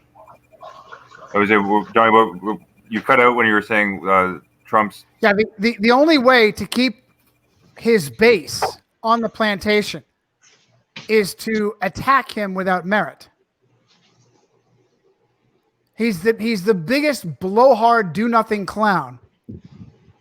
He's going to go through his entire administration, whether it's 4 years or 8 years, having done absolutely nothing that he promised, nothing of substance. Oh, he gave the biggest tax cut in American history, though, to the wealthiest of like 1%ers, who I don't doubt that. I guess that's an accomplishment for the Jesuits. I guess that was what he was sent in to do. Because they're all there. Think of what of substance has Trump done? He's just cut taxes for the richest Americans. Like what has Trump done for the average? This actually came out in the press recently. I don't know how genuine this is, but there was a supposed leaked executive order from the Trump White House where he wants to actually censor the internet. Did you guys see that? I didn't, but I'll tell you something. There's a few, you'll see that a few media publications picked that up, but apparently, this Jesuit puppet wants to actually completely, censor the internet based on like the Chinese model. Like the Federal Communications Commission would have the power to remove anything off the internet that they want if they don't conform. That is basically what that doesn't surprise me. This whole Kavanaugh, blase Ford, stupid of another example of attacking Rome's own, the corruptocrat, Jesuit-trained corruptocrat, Brett Kavanaugh, who's now a Supreme Court justice, next to his Protestant Jesuit-trained brother. Gorsuch. Looking into that, you got to realize both of Trump's Supreme Court picks are Jesuit puppets. So is Trump not a Jesuit puppet, but he's nominated 2 Jesuit-educated guys to the Supreme Court? But what really brings it to the what really drives this issue home is the wealth. Both blase Ford and Kavanaugh grew up drinking champagne for breakfast. Oh, Johnny Quartz magazine did an article. Trump's the net worth of Trump's like appointees, they calculated to be like 117 billion or something like that. Another example was the current guy heading Commerce, Wilbur Ross, was Jesuit educated at Xavier High School, worked at a Rothschild bank, but he was Jesuit educated who worked at a Rothschild bank. Wilbur Ross, he's a billionaire. Did he have a billionaire as the Commerce Secretary? All in that Maryland, Washington, demonically controlled, Baltimore, papal location. There is a subculture of extreme wealth for these papist insurgents that is sickening. That is absolutely sickening. They are an insurgency, as Georgia said, and they are living large. I'll tell you, another benefit, again, God bless you, Mark, another benefit of being plugged into the church militant is to see these bishops and cardinals living like lords and kings. Oh, I saw you pointed out the Wuerl, who was on the Commission of Presidential Scholars. The pedophile Cardinal Wuerl had his own like penthouse, and he was spending like $200K alone on renovations. Yeah, just renovations. Think about this: half of America makes like $30,000 a year. Really, half of the country makes $30,000 a year, and this bishop's spending $200K on his penthouse. Probably has numerous penthouses too. It is an insurgency. It is open warfare, just short of shooting guns, and they live like kings and queens at your expense. They rape your children, and they live like lords and kings and queens. Oh, absolutely. You guys, the Trump insurgent, like people got to wake up. You know, this is like the most Jesuit. You could say this is the most Jesuit-controlled presidency ever. You know, people are like, oh, you know, Trump's going to fight the war against NAFTA. You know, but who did he make his trade secretary? Jesuit-trained Robert Lighthizer. Are you kidding me? This guy was Ronald Reagan's deputy secretary of trade. And now Jesuit-trained at Georgetown. Now he's the top foreign official in the U.S. negotiating trade agreements. Went to Georgetown. You know, like people are like, oh, Trump's going to fight against the Federal Reserve Bank and clear the swamp. Who did Trump make the head of the Federal Reserve Bank? Georgetown Jesuit-trained Jerome Powell, who's worth like $400 million. Outstanding. Yeah, it's Trump's. He's a professional actor. But like, there's like a resistance to this. Like I tell people, yeah, Trump was an actor. He's like, no, he wasn't. I was like, what are you talking about? He had his own TV show for like 15 years. He has like 50 IMDb page listings. He's like, so he's not an actor. I'm like, what? He was in the Home Alone movie. Like he's an actor. He's a professional actor. A bad one too, and that's what they want. That's what they want. It's just amazing. Like the people though can't like associate that. Like he can be full of shit. Pardon my language. But like he's an actor. You know, actors they can play a role. Like that's their job. Like. You know, they can be something that they're not. You know, Heath Ledger actually wasn't the Joker. He was playing the role of the Joker. You know what I mean? But like Trump can play the role of like this, you know, kind of like asshole, you know, to the immigrants president. He's playing you're doing a fantastic job if he's listening to the program. You know, he's playing the asshole role really well. He's rallying up, you know, millions of Americans. And like more and more Americans are now pro-immigration because like, you know, Trump's just such a meanie. Okay, could I chime in here for a second? You're talking about the Donald Trump's latest acting job, and people forget Ronald Reagan was also an actor. Oh, George, fantastic point, George. You know, Donald Trump has said Reagan's his favorite president. Oh, okay. Reagan initiated relationship between. Actually, this is the most ridiculous part about Trump. Holy cow. Actually, let me see if I can find this on my page. Did you see Donald Trump's message to Catholics? He says that prior U.S. administrations have been tough on Catholics.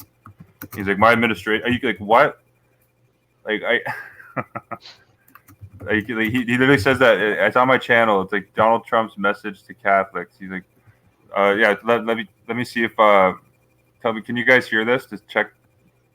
Catholics are an important part of the American. Can you hear that? Yep, coming in. Yes. It's only 50 seconds, but listen to this acting job. This is such good Jesuitical acting. This clown had the ball. He literally had the audacity to say that prior administrations have been tough on Catholics. So like Lyndon Johnson giving millions of dollars to Catholic schools and charities, and Catholic Relief Services getting 700 million years. Oh, we're being tough on the Catholics, right? Like, what a joke. But like, I'll just play this here. America has been strengthened by hardworking Catholics from New York to California. Actually, let me see if my I'm gonna screen share here so you can. Go ahead, screen share it. You can I didn't realize I wasn't screen share there, so you can see Trump's face. Professional Jesuit educated acting. Okay, here's this here. I'll go full screen. Story is truly unique, and it's a great story. From marching for civil rights to educating millions of children, serving the poor, and helping define the pro-life movement, clergy and lay Catholics across the country have made countless contributions to America's success. Oh yeah, do you guys want to jump in? It's only like 18 seconds left. You guys, like, there's so that he literally said Catholics are pioneers of the pro-life movement. Like, what? Like, there was a platoon of Jesuit priests who went to the Kennedy compound to legalize abortion in 1964. You know, for instance, the Catholic, John Rock invented the birth control pill. So just on that alone, I just want to show you the part where he says that prior administrations have been tough on Catholics. It's just so ridiculous. Story. Washington politicians have been hostile to the church. They have been hostile to Catholics. Like, what? Right? They have been hostile to the members. My administration will stand side by side with American Catholics. So my administration will stand side by side. That's just what I wanted to show there. What do you guys think of that? Hilarious. Okay, so he was obviously talking about Paul Ryan. No, he wasn't talking about Paul Ryan. Oh, he was obviously talking about Nancy Pelosi. No, he wasn't talking about her. Yeah, Paul Ryan is just, George, CNN, I'll link, CNN literally did an article that said Paul Ryan says America, like he said this at the National Catholic Prayer Conference. Paul Ryan said America needs Catholicism. He says we're in a moral crisis and the church will save us. Okay, so he was obviously talking about John Boehner. Oh, no, he wasn't talking about John Boehner. So he's obviously talking about Barack Obama. Oh, no, he went to a Catholic school in Indonesia, and most of his appointees were Roman Catholic. So he was obviously talking about George W. Bush. No, he met with the popes 5 or 6 times. Most of the members of his cabinet were Roman Catholic. Oh, okay, he was obviously talking about Bill Clinton. Nope, wasn't talking about him. Okay, he was obviously talking about George Herbert Walker Bush. Nope, wasn't talking about him. George Herbert Walker Bush went to Notre Dame University more than any other president. I have a Catholic source that kind of brags about that. And it was it was at Notre Dame where Barack Obama admitted that homosexual predator Cardinal Bernardine convinced him to become a Roman Catholic. Mm-hmm. In 2009, when the sitting president of the United States was brought in like the lapdog that he is, like the teleprompter reading lapdog, to do the commencement for SR 71 Teddy Hesburgh, a member of the United States government, representative on countless United States government commissions, civil rights, UN, on and on and on.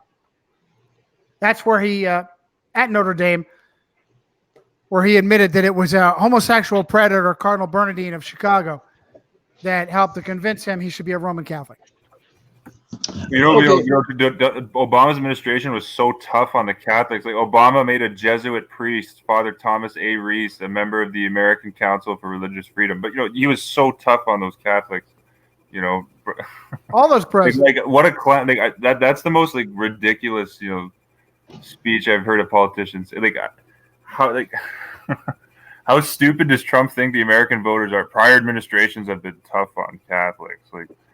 I couldn't believe he actually said that. That should show that he's this guy's an actor, a Jesuit educated actor. And there's an article in the Daily Caller. Mick Mulvaney he's currently Trump's chief of staff. He went to Georgetown. He was the former director of the budget.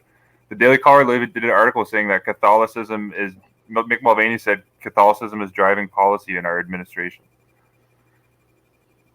Okay, I'd like to make 2 responses to the Trump video, if I may. Even though it's less than a minute long, you can spend probably hours talking about it.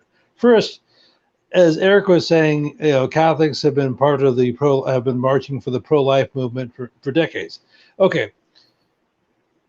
The whole idea of the pro-life movement is Catholic. And now I'm against abortion. You could say, technically speaking, I'm pro-life, but I'm anti-pro-life movement because it's Catholic, is Jesuitical. It's an artificial entity. It's just like I'm anti-communist, but I'm anti-communist movement. Because what this does, this is one of the numerous examples of how Rome plays both sides of the fence. You have all these countless politicians and judges in the past who've been openly pro-abortion and all that sort of stuff. And the whole pro-life movement is my opinion, has two purposes. One, to keep the rank and file Catholics on the reservation, and two, to help induce non-Catholics, specifically Protestants, to Pope to Rome, to join the Catholic Church. Second, Eric has talked about this last year in one of his videos when it came to the civil rights movement of the 1950s and 60s. Rome was in charge of that from the very beginning. For example, there's a picture of Eric posted this, as did the other Eric John Phelps. There's a picture from 1964, Martin Luther King meeting with Paul VI. Yet Teddy Hesburgh, the aforementioned Teddy Hesburgh. With Martin Luther King, you had Archbishop Paul Marcinkus of the Vatican Bank. Like, are you kidding me? Like, yes. Marcinkus, okay. People aren't aware, Marcinkus was his name comes up, and he's in numerous books on the P2 scandal, Banco Ambrosiano, Roberto Calvi. Marcinkus was linked to several murders, including Paul VI, Roberto Calvi. However, he died unmolested in a suburb of Phoenix back in 2006, where he spent the remainder of his days, perfecting his golf game. Well, he was in like the literally Chicago, you could say, like Little Rome, America. So like the Catholic, law enforcement in Chicago, he was very safe, free from being molested for sure. Well, I mean, molested. With Chicago, I don't know if you, George and John, I don't know if you've seen it. Sherman Skolnick made the claim that like the Archbishop of Chicago is actually the true, like, financial overseer in the U.S. in terms of the bishops. So I've seen claims. I would think you think New York would be that, but according to Skolnick, Chicago is the place where the Archbishop of Chicago is like more money influential than even the New York bishop. It's just an interesting accusation. Well, I mean, just one of the towns. I mean, all the big cities are owned by the Catholic Church, but certainly Chicago leads the pack. Chicago and Baltimore, Seattle, Philadelphia, San Francisco. Well, I think Chicago. I don't know, from what I've seen, I'd put Chicago number one just because I don't know. I've seen that, especially with the Archbishop there in 1903 bragging that the Church in America will rule the world together, and he says any politician in Chicago that rules against the Church, his reign will be short indeed. Like, what is he doing? He's threatening to murder a politician. Like, this is the Archbishop. Yeah, okay. I'll put Chicago's number one for you, sure. It's close. Boston. It's close.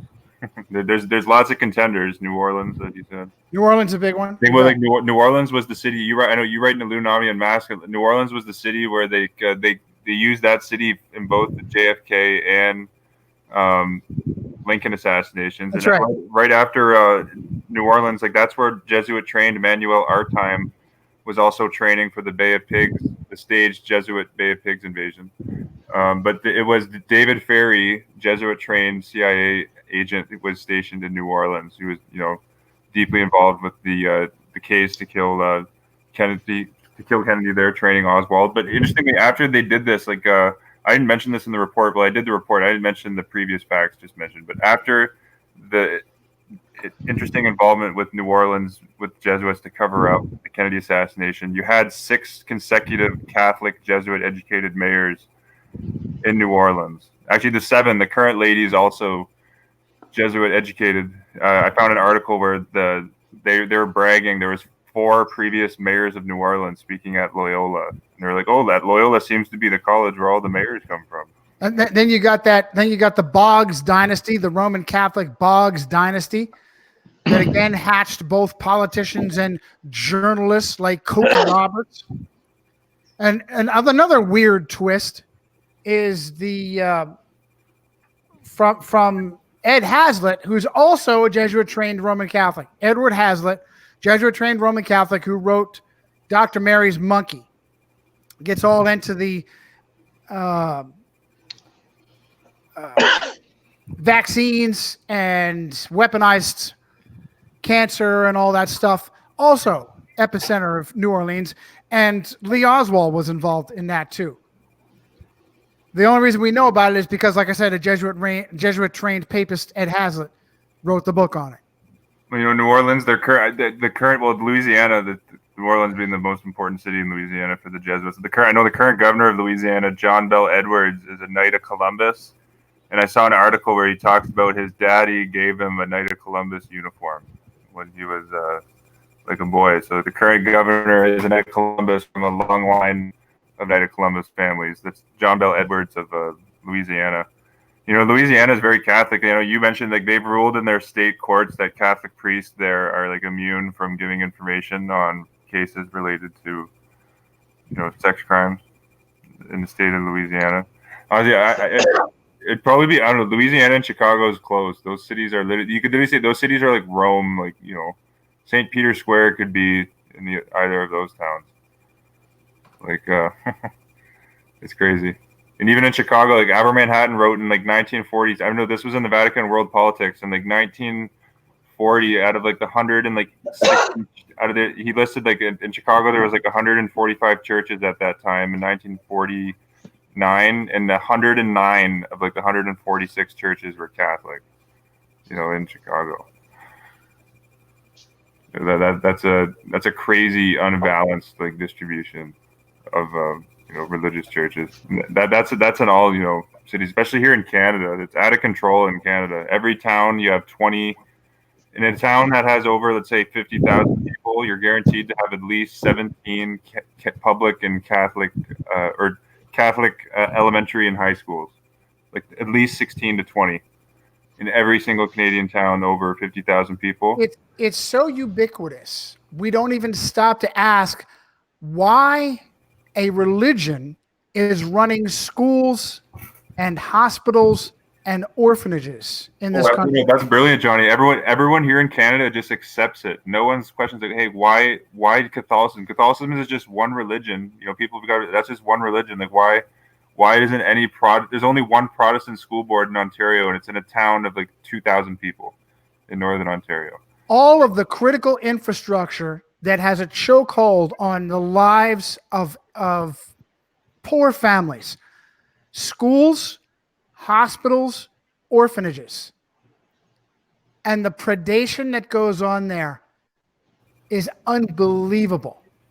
Well, it's a great point. That all those three you just mentioned, like the St. Joseph story, like the St. Joseph's orphanage investigation on BuzzFeed cites there were literally like 5 million American kids that were sent to orphanages by the secular courts.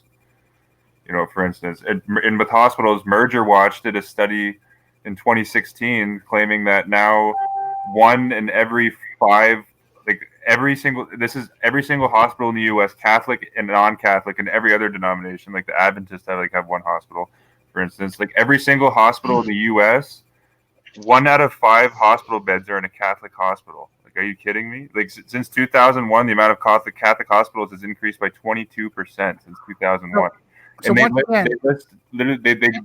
people should read that report. It's on I'll link it. It's in my archive.org. They list like 50 American towns where the only hospital is a Catholic hospital. I gotta tell all non-Catholics in those towns. The majority of the residents will be non-Catholics, or like over 50%. All those residents in those 50 American towns have to go to a Catholic hospital for everything.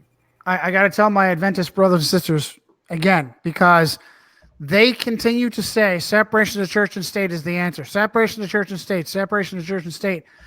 That is a papist ideology, because they know that if they have the government, the power of the government to beat down all of the competitors, then the big bully on the block steps into the vacuum. So you have actual Roman Catholic priests being representatives of the United States government. You have secular judges sending innocent children to Catholic orphanages to be preyed upon. Okay, that is not the answer. The answer is to attack the insurgency, attack the malignant insurgency. And real quick, the name of that author is Haslam, and he went to a Jesuit high school in New Orleans. I gotta go, guys. I apologize for being so short today. It kills me because we're really on a roll. But oh, no worries. But I'm gonna try to find it. You got there. To your last point, Johnny. John Adams, the president of the United States, acknowledged that last fact you exactly mentioned. He wrote in a letter to Thomas Jefferson. I'm trying to find what video I put this under. But John Adams actually acknowledges that due to we have to give the Jesuits legal asylum due to our religious constitution. He actually says it'll be a miracle if they're not here. He says if our government isn't affected by their influence, he says it'll be like a miracle indeed. And he says the Jesuits will have they'll come here in more disguises than the king of the gypsies. Right, which means whether he wanted to be or not, he was on their team. Because rather than address the clear threat, he just threw in the towel and said egalitarianism. Everyone is welcome. This idea that everyone is welcome, we cannot recognize. And honestly, with the history that was available to him then and is available to us now of all the harm the Catholic Church has done on a political level, the killing of kings, the overturning of governments, the destruction, the genocide of Protestants throughout history, whether it's the Huguenots, the Valdenses, the Albigenses, the genocide, the unbelievable crimes, the trafficking of children, all of this the Catholic Church has done. And you don't step back and say, well, because of that, we're going to treat the Catholic Church not just as an innocent religion, but as an insurgency. And that's the difference. So whether he wanted to be or not, maybe he really was on their side, or maybe he was that big an idiot. But he should have known better. And guys, it's really interesting. Actually, I think I found it right. Okay, I think I found it from the founders. This was a credible people. So this was from a website too, like an official American history website. So apologists for the Jesuits can say, "Oh, you're pulling this from a conspiracy blog."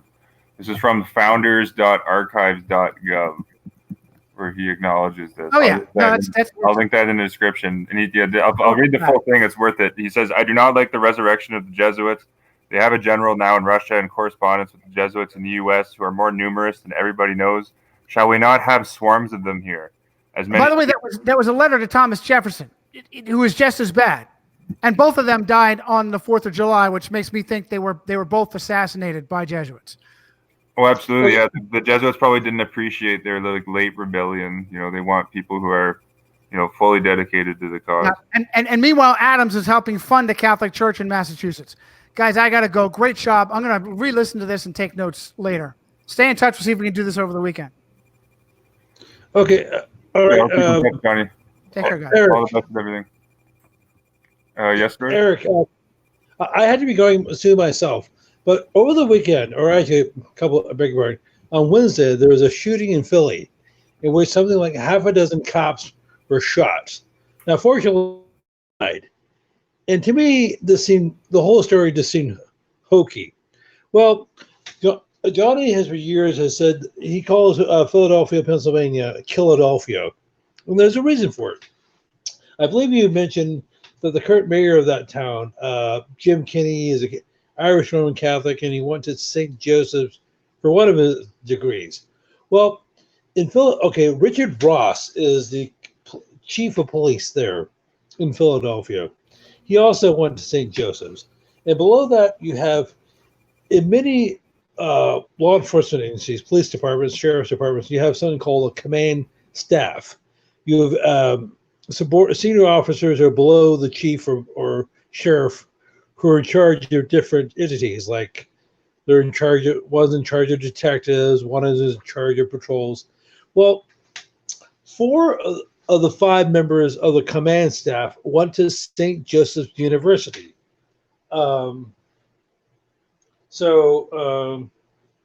No, that's almost like a monopolization that Jesuit St. Joseph's has on the Philadelphia police. Okay, so the suspects are, we just mentioned Richard Ross Jr. He's the police commissioner. The first deputy commissioner is Myron George, Patterson. I know. Just this is the trend the Jesuits are doing. You'll see this in the blog post I did on the Jesuit trained chiefs of police. The Jesuits, a lot of current police chiefs are black police chiefs who are educated by Jesuits. Because the Jesuits know, like they've done psychological studies. They know that to the public's view, if you have a minority in charge of the police, the public then gets the perception that police brutality will suddenly just stop. Which is very extremely naive thinking. But the Jesuits know this is how naive lots of people are. So they put in Philadelphia has a long history of racial profiling in the police force. So if they put this black Jesuit educated Richard Ross Jr. as chief of police, they tell the blacks in Philadelphia hey, look, everything's going to be fine. And it shows it reassures the public in general will be a bit more liberal with our policing. Also, something you mentioned before is, in addition to having minorities such as African Americans, they'll put women or homosexuals or a combination thereof. Now, the number 2 man in the department is Myron Patterson. He's African American. He went to St. Joe. The number 3 person in the department is Christine Coulter. She went to St. Joe. So they have the top 3 in the Philadelphia police bureaucracy. They have the 3 highest ranking officials, all educated by the local Jesuit school in Philadelphia. Well, and of course you have Joe Sullivan, who went to St. Joseph's. He's number 4.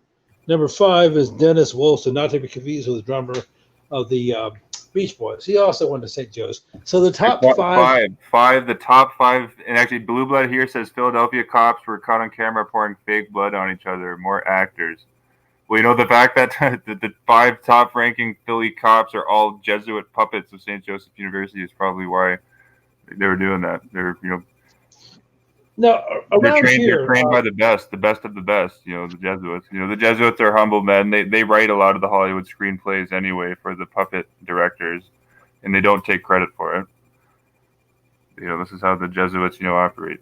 They ghostwrite all J. Edgar Hoover's books, for instance, and they send Hoover out as the front man. They ghostwrite Saul Alinsky's Rule for Radicals book. They ghostwrite Karl Marx's Communist Manifesto, or coach Karl Marx with his Communist Manifesto. I have to look into this. This is an interesting accusation. Blue Blood said here, Philly cops were caught on camera pouring fake blood on each other. It's just, if they are, they're the top 5 police officials, all the way up to the commissioner, the chief, are all educated by, Jesuits. So it makes sense that they would be doing that. The Jesuits actually invented stage theater. Yes. So it makes sense that the Jesuit educated cops are good actors. And of course, the 6th person on the flow chart is Robin Wimberly. She's a black woman. As far as I know, she didn't go to any of the Catholic schools, but they already have enough. All the other slots have been filled. Having a 95% control of the top 6 positions is already good enough, I assume. Yes, and of course. But I haven't looked into her, the rest of her background. The only thing I know about her is what is on the flow chart. Now, quickly, I was going to mention this. I wish Johnny could have stayed with us, because a decade ago there were several mass shootings involving cops, police officers being killed in Oakland, California, Seattle, and Pittsburgh, PA. In each of the episodes, 4 cops died or were supposed to have died. Assuming they're real, as it just so happens, the 2009 shooting here in Oaktown, as we colloquially call it, was okay.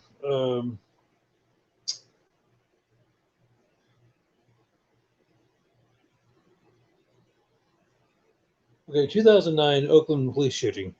It was on March the 21st of that year, so right around the beginning of spring. Well, the mayor of Oakland back then was Ron Dellums, who lived from 1935 until last year, 1918. They called him Red Ron Dellums because of the uber hardcore politics.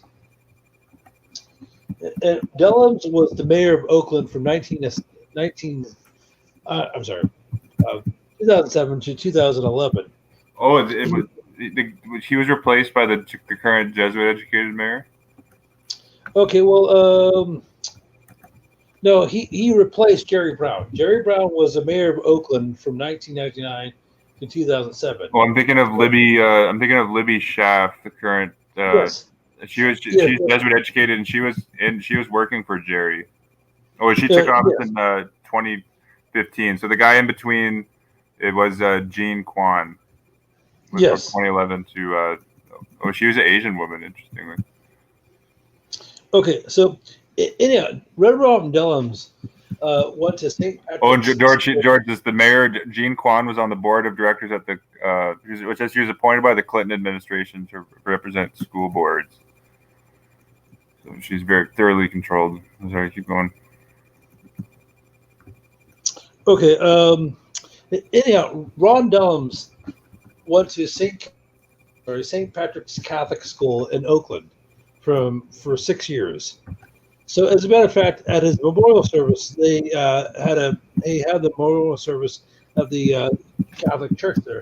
So, Dellums was actually a closet Catholic. Oh, and it says here, yeah, on Wikipedia, Ron Dellums. It says he was the first openly socialist, non-incumbent congressional candidate after World War II.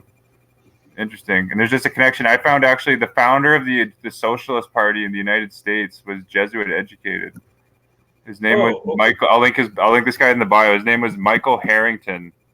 This guy actually wrote the book. Such Jesuit theater. Supposedly, this Jesuit-educated Michael Harrington wrote the book "The Other America" that, inspired Jesuit-educated Lyndon Johnson to initiate the war on poverty, which was the biggest waste in American history. Trillions have been spent, and Americans are more poor than they were when they started the war on poverty. And all the war on poverty did was give billions of dollars to Catholic charity organizations. But it's just funny that they say this Jesuit-educated Michael Harrington influenced Lyndon Johnson's war on poverty. But this guy was the founder. The party is the Democratic Socialists of America. And in the recent the Jesuit America magazine article titled "The Catholic Case for Communism," the author, he wasn't a Jesuit, but he was just a writer at the Jesuit America magazine. He was saying that he knows many Catholics in the Democratic Socialists of America. But the actual founder of this party, it was founded in 1982.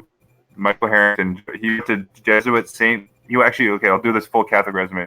He went to Roque Catholic School, Jesuit St. Louis University High School, and went to where he was a classmate of Thomas Anthony Dooley III, who was a physician in the Vietnam War. That's interesting. And then Michael Harrington attended Jesuit College of the Holy Cross. And it says, as a young man, he was interested in both leftist politics and Roman Catholicism. He joined Dorothy Day's Catholic Worker Movement, a communal movement that stressed social justice and nonviolence. Harrington enjoyed arguing about culture and politics, and his Jesuit education had made him a good debater and rhetorician. That's right on his Wikipedia page. Yeah, this guy's openly and actually, George, who was the guy that you found? What was so you can see the Jesuits are founding left and right parties in the U.S. What was you found a libertarian party that was founded by the Constitution Party? What was that? I know you mentioned it. Boy, I don't recall saying that. I'll have to go look that up. I was looking at something for Ron Dellums. In addition to going to this Catholic school, he actually had a funeral mass at the St. Patrick's Catholic Church in Oakland when he died last year. Also, trying to figure out where he got his degree. He taught at San Francisco State and the University of California, Berkeley. Where did he get his degrees? He got his undergrad degree at San Francisco State. He got a master's degree in social work from University of California, Berkeley. So he was a social worker in the 1960s. And he ran for the U.S. He was a member of the U.S. Congress from 1971 to 88. Also, while he was at San Francisco State, he's a member of Alpha Phi Alpha. Oh, interesting. So he was, definitely what do they call it, Boule, Prince Hall Freemason. Well, definitely, probably a Prince Hall Mason, yeah. Especially if he's, say mayor of Oakland. Oakland. All these mayors, like actually, what was the name of the guy? The mayor I was thinking of, the mayor of Los Angeles during the LA riots was a Prince Hall Freemason. Oh, Tom Bradley. Tom Bradley, yeah, he was a Prince Hall Mason. So like it helps it helps empower you for sure. The Jesuits control Freemasonry. The motto of the 32nd degree is ad morgium al gloriam. The motto of the Jesuits. And actually, here this is a guy. I don't think this is the guy you mentioned. You mentioned this on the show where we talked about Omar Ahmad being educated by Jesuits, the founder of the Council of Islamic Relations in the U.S. Yeah. But this right wing, so you can see, so like with Michael Harrington being literally almost you could say a lay Jesuit with his upbringing, founding the Democratic Socialists of America. You had a right-wing organization, the Council for National Policy, was founded by a Jesuit trained at Georgetown, Frank Gaffney. And the Council for National Policy and the Democratic Socialists of America are apparently are at the complete opposite ends of the political spectrum. Well, that's a Hegelian dialectic. They're both, controlled by Jesuits. You can see Gaffney went to Georgetown, and this Jesuit-educated Frank Gaffney is actually like an advisor to John Bolton, which is interesting, like a right-wing, neocon in the Trump administration. So, the Jesuits are great at doing that. Though they have their agents on the left and the right side of politics. Like an example, like a Jesuit agent on the right side of politics was Lane Kirkland, who was the head of American Labor during Reaganomics. And Reaganomics stands for everything that's diabolically opposite to Alexandria Ocasio-Cortez, who wrote an op-ed in Jesuit America magazine. For instance, she's basically like a socialist. Mm-hmm. So they can play both the right and the left side, brilliantly. You had Jesuit-educated Ante Pavlich. Well, Mussolini had a Jesuit confessor, Taci Venturi, and Mussolini ran like a quote right-wing, like corporatist, fascist, system. That would be a very right-wing government. Mussolini, who had a Jesuit priest as his confessor. And you can see like so they're behind that. A lot of just with today with Francis, being all about like I'm a pope of the people. Like the Jesuits are getting behind like left-wing ideologies more, but they've been behind the extremists. Like Adolf Hitler was a devout Roman Catholic who said, "I see in Heinrich Himmler my Ignatius of Loyola." That's in Edmund Paris's book, The Secret History of the Jesuits. So like they were behind Hitler. Hitler's eugenicist was a Jesuit, Hermann Muckermann, S.J.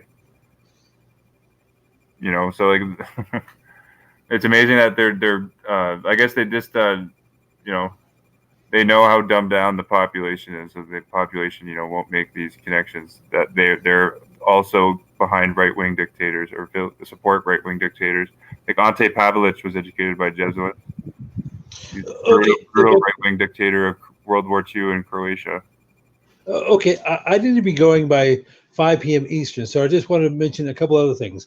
Also, in the year 2009, there was a shooting in Pittsburgh, PA, which took place on April the 4th. There again, as I said earlier, 4 cops were killed. Well, the mayor of Pittsburgh at the time was Luke Ravenstall. He he went to North Catholic High School in Pittsburgh. Also, later on that year, in November, there was a shooting in a suburb of Seattle. I'm looking it up right now.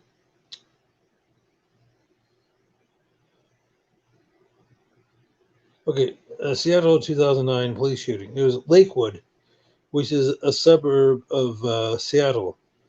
It was on November the 29th. There again, 4 cops were killed. And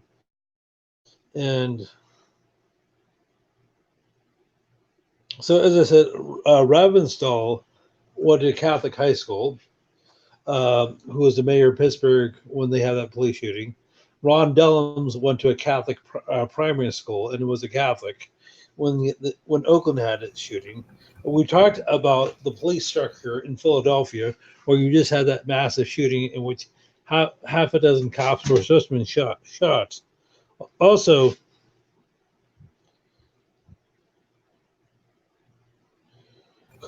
Greg. I was saying this incident with the Jesuit puppet cops in Philadelphia will be another political tool for gun control. Yes, yeah. The Jesuits. I make the prediction that especially if the demon rats, as Johnny calls them, win the election, that they're going to eliminate the Second Amendment completely. They'll probably. I think it'll take 3 or 4 quote more mass shootings end quote. For them to to do it, but the Catholic Catechism says that it's the government's duty to enforce the regulation of guns. That's gun control. The Catholic Catechism says that we even want all handguns banned from society.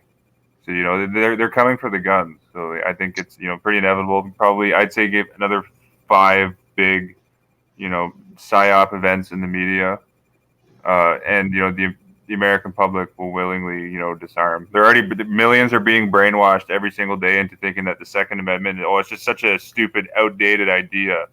We can't have the Second Amendment in today's society with, fully armored assault rifles. Yeah, it's okay to give the militarized police all these guns, but people, regular people can't, be able to defend themselves. This is such an outdated concept. That's what I'm seeing. That's taken a hold everywhere. That's the line the Jesuits are using to get people to, to get behind the abolishing of the Second Amendment is, getting people to think that it's just a stupid, outdated concept from the era of muskets. Well, okay, and just the last point. So you had this police shooting in Seattle, Washington, in November 2009, November the 29th. So it is around. We have our Thanksgiving here in America on the 4th Thursday of November. I know you have yours in early October. Well, anyhow, so this was around Thanksgiving, U.S. Thanksgiving 2009. So the mayor of Seattle at the time was Greg Nichols, and he went to Seattle University Prep. So you've had all these events in the last decades in several major urban centers throughout the U.S. where the mayors or the cops were controlled by Rome. And that, Gardner, as you said, that George, think about this. Going back to they like having, when they do experiments, they love having Roman mayors.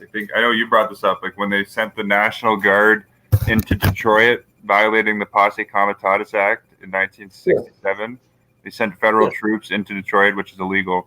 But the mayor at that time was Frank Kavanaugh, devout Catholic, educated by the Jesuits in Detroit. Was it Frank? I thought it was. Or was it Frank? Let me pull up the name. It's Kavanaugh with a K. Let me pull this up here. I'll link his wiki. Jeremy or Kavanaugh, Detroit mayor. Yeah, he was the perfect fitting. Or Jerome Kavanaugh. Yes. Jerome. Yeah. So this guy was perfect mayor of Detroit at 62 to 70 when he also was a boilermaker or son of a boilermaker at Ford Motor Company. Went to the Jesuit University of Detroit. Even says on his Wikipedia he was Roman Catholic. Perfect guy to send federal troops in to violate the U.S. Constitution, and which the papacy despises. I think the only reason that the Second Amendment was put into the Constitution was because the population at the time of the drafting of the document was 85% Protestant. And it was basically they had to concede certain liberties to the majority Protestant population. And then, as John Adams admitted, through seculation, through the religious liberty doctrines, the Catholic Church would slip in through the background, and then the United States wouldn't legally be able to do anything against them because this is unfair religious persecution.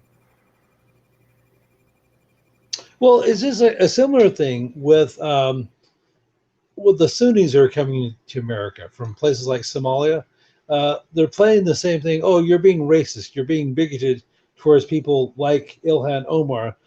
the representative from Minnesota, who is from the Twin Cities. You're saying, well, how dare you criticize their religion?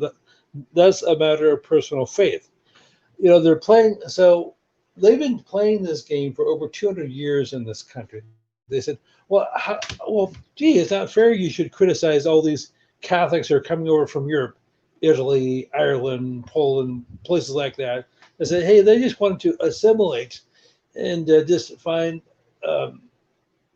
build a new life for themselves and their families. It's not like that though with Catholics though.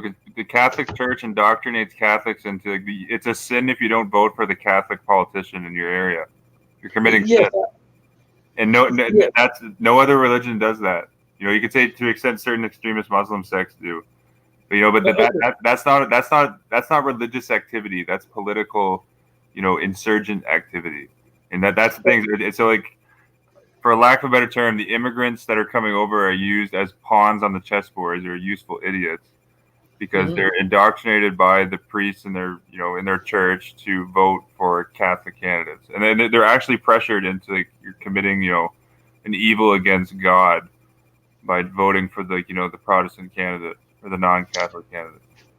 Okay, I had to be going probably less than 5 minutes, Eric, but just want to say, as I said, they've been playing this game for over 200 years in America, and they are actually doing it in other countries like Australia, and as you mentioned, your country as well.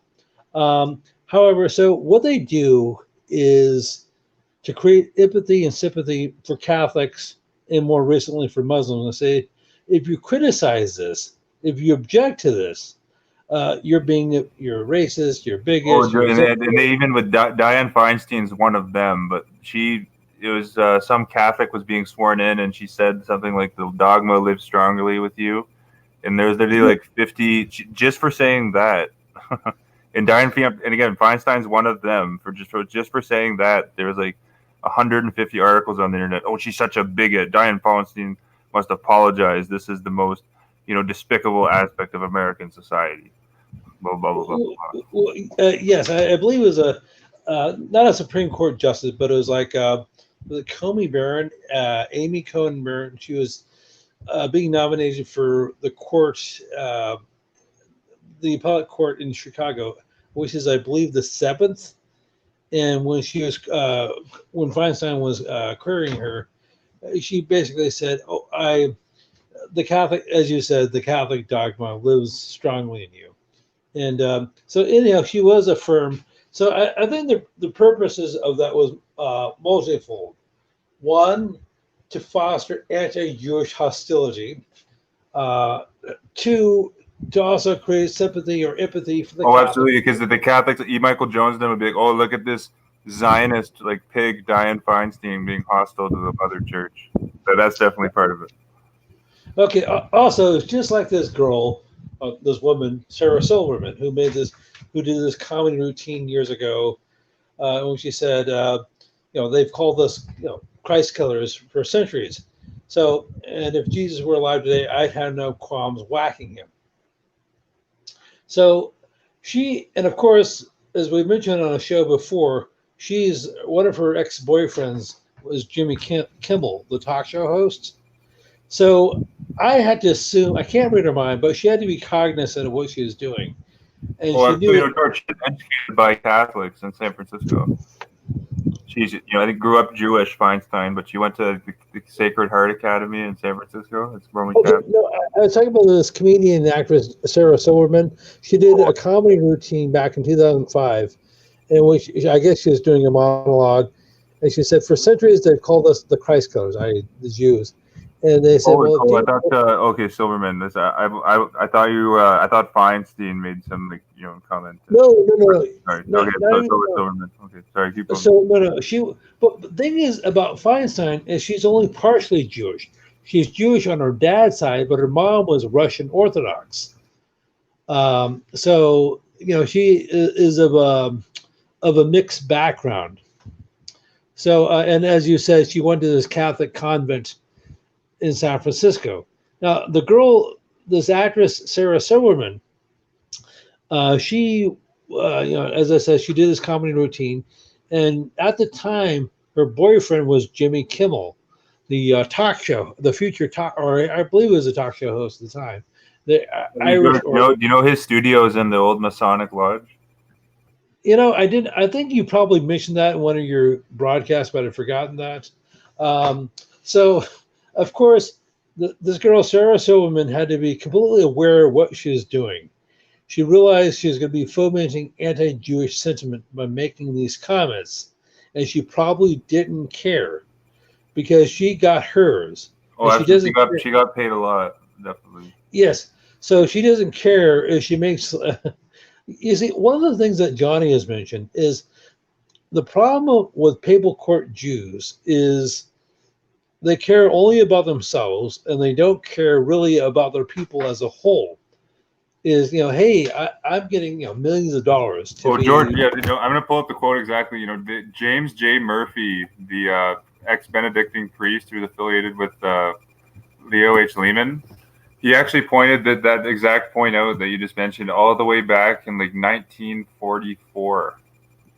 Let me pull up the exact article. He wrote an article called Catholic Anti-Semitism. This is on my archive.org page. I'll link the Reddit post. The link to the archive.org page is in here. But he says right at the end of the article, just really quickly, he says, the most foreboding fact in American anti-Semitism is that prominent and wealthy Jews, as well as the Jewish organizations they dominate, contribute heavily to organizations that make a deliberate policy of appeasing political Catholicism.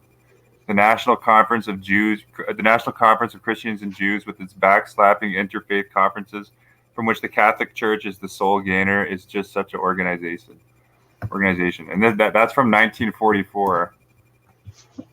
That Murphy pointed that out. So you're talking 75 years ago, thereabouts. Yeah, almost 75 years ago. He's pointing out that the papal court, basically in our language, the papal court Jews. That's what Murphy didn't say that exactly. He said prominent and wealthy Jews serve like political Catholicism, like they're affiliated with groups that serve political Catholicism. I linked that right there. Yeah, that's like 70, over like 75 years ago, 70 years ago. Okay, so things have not changed since then, and of course, there's really we can something we'll have to do probably in our next show or a show down the road is how certain Jews, papal courts puppet Jews, like to go out of their way to foster hostility from non-Jews.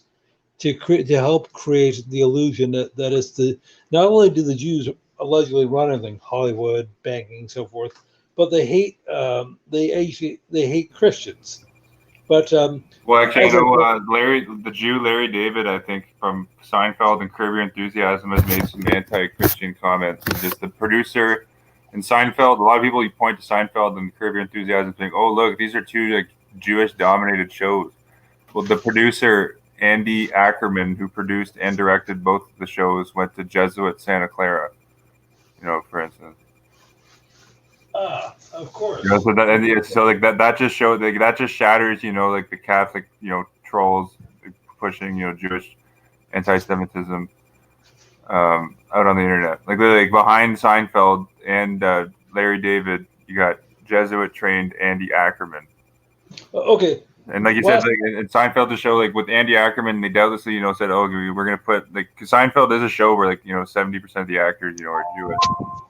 But who's actually producing the show? With Jesuit, trained Andy Ackerman. So it shows it's all calculated to give this, front an illusion that over exaggerates, how much Jewish power there actually is. Well, of course, and I probably should have left 5 minutes ago. Of course, there's a prominent U.S. representative, Jerry Nadler. I mentioned him before. He's Jewish, but he went to Fordham Law School.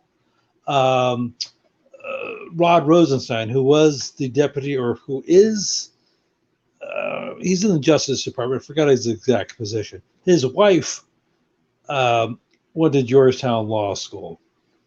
Oh, another great information. We could we'll bang out this quick list before you go. Michael Chertoff, the highest-ranking Jew in the Horizon Homeland Security. Michael Chertoff was a director, but he went at the 2008 Brussels conference. He talked about how inspiring it was to go to the remains of Pope John Paul II. And Jew Michael Chertoff has a wife, Michelle Chertoff, at Jesuit Georgetown. Okay, so Jew Janet Yellen, who is the head of the Federal Reserve, has her husband Daniel Aklarov, who is a professor at Jesuit Georgetown. Then you've been the Jew Ruth Ginsburg on the Supreme Court. Her late husband Martin Ginsburg, a professor at Jesuit Georgetown. Boris Epstein, a Jew who is one of Trump's campaign advisors, economic advisors. Jew Boris Epstein went to Jesuit Georgetown. We mentioned the Attorney General of Pennsylvania is Jewish. Josh Shapiro is leading the investigation into the sex abuse there, but he went to Jesuit Georgetown, and that's probably why there are so many redactions in the report. But there's a huge list, okay, so the Jews who. Another one here, the Jew Leo Chern, who is Leo Chern was head of the President's Intelligence Board under Gerald Ford. But this Leo Chern was on the board, or he was affiliated with Father Felix Morlian's Pro Deo group. I have that in internal Pro Deo documents. Okay, all the powerful Jews, are controlled. But you got to get going, George. Yes, I probably should have left like 10 minutes ago. So I'll keep in touch, and perhaps we'll do a show on Sunday or something along those lines. So take care and have a good weekend. You too, George. All the best. I'll keep in touch. Okay. And thanks everyone for watching today. We'll see you on the next one. Peace and love.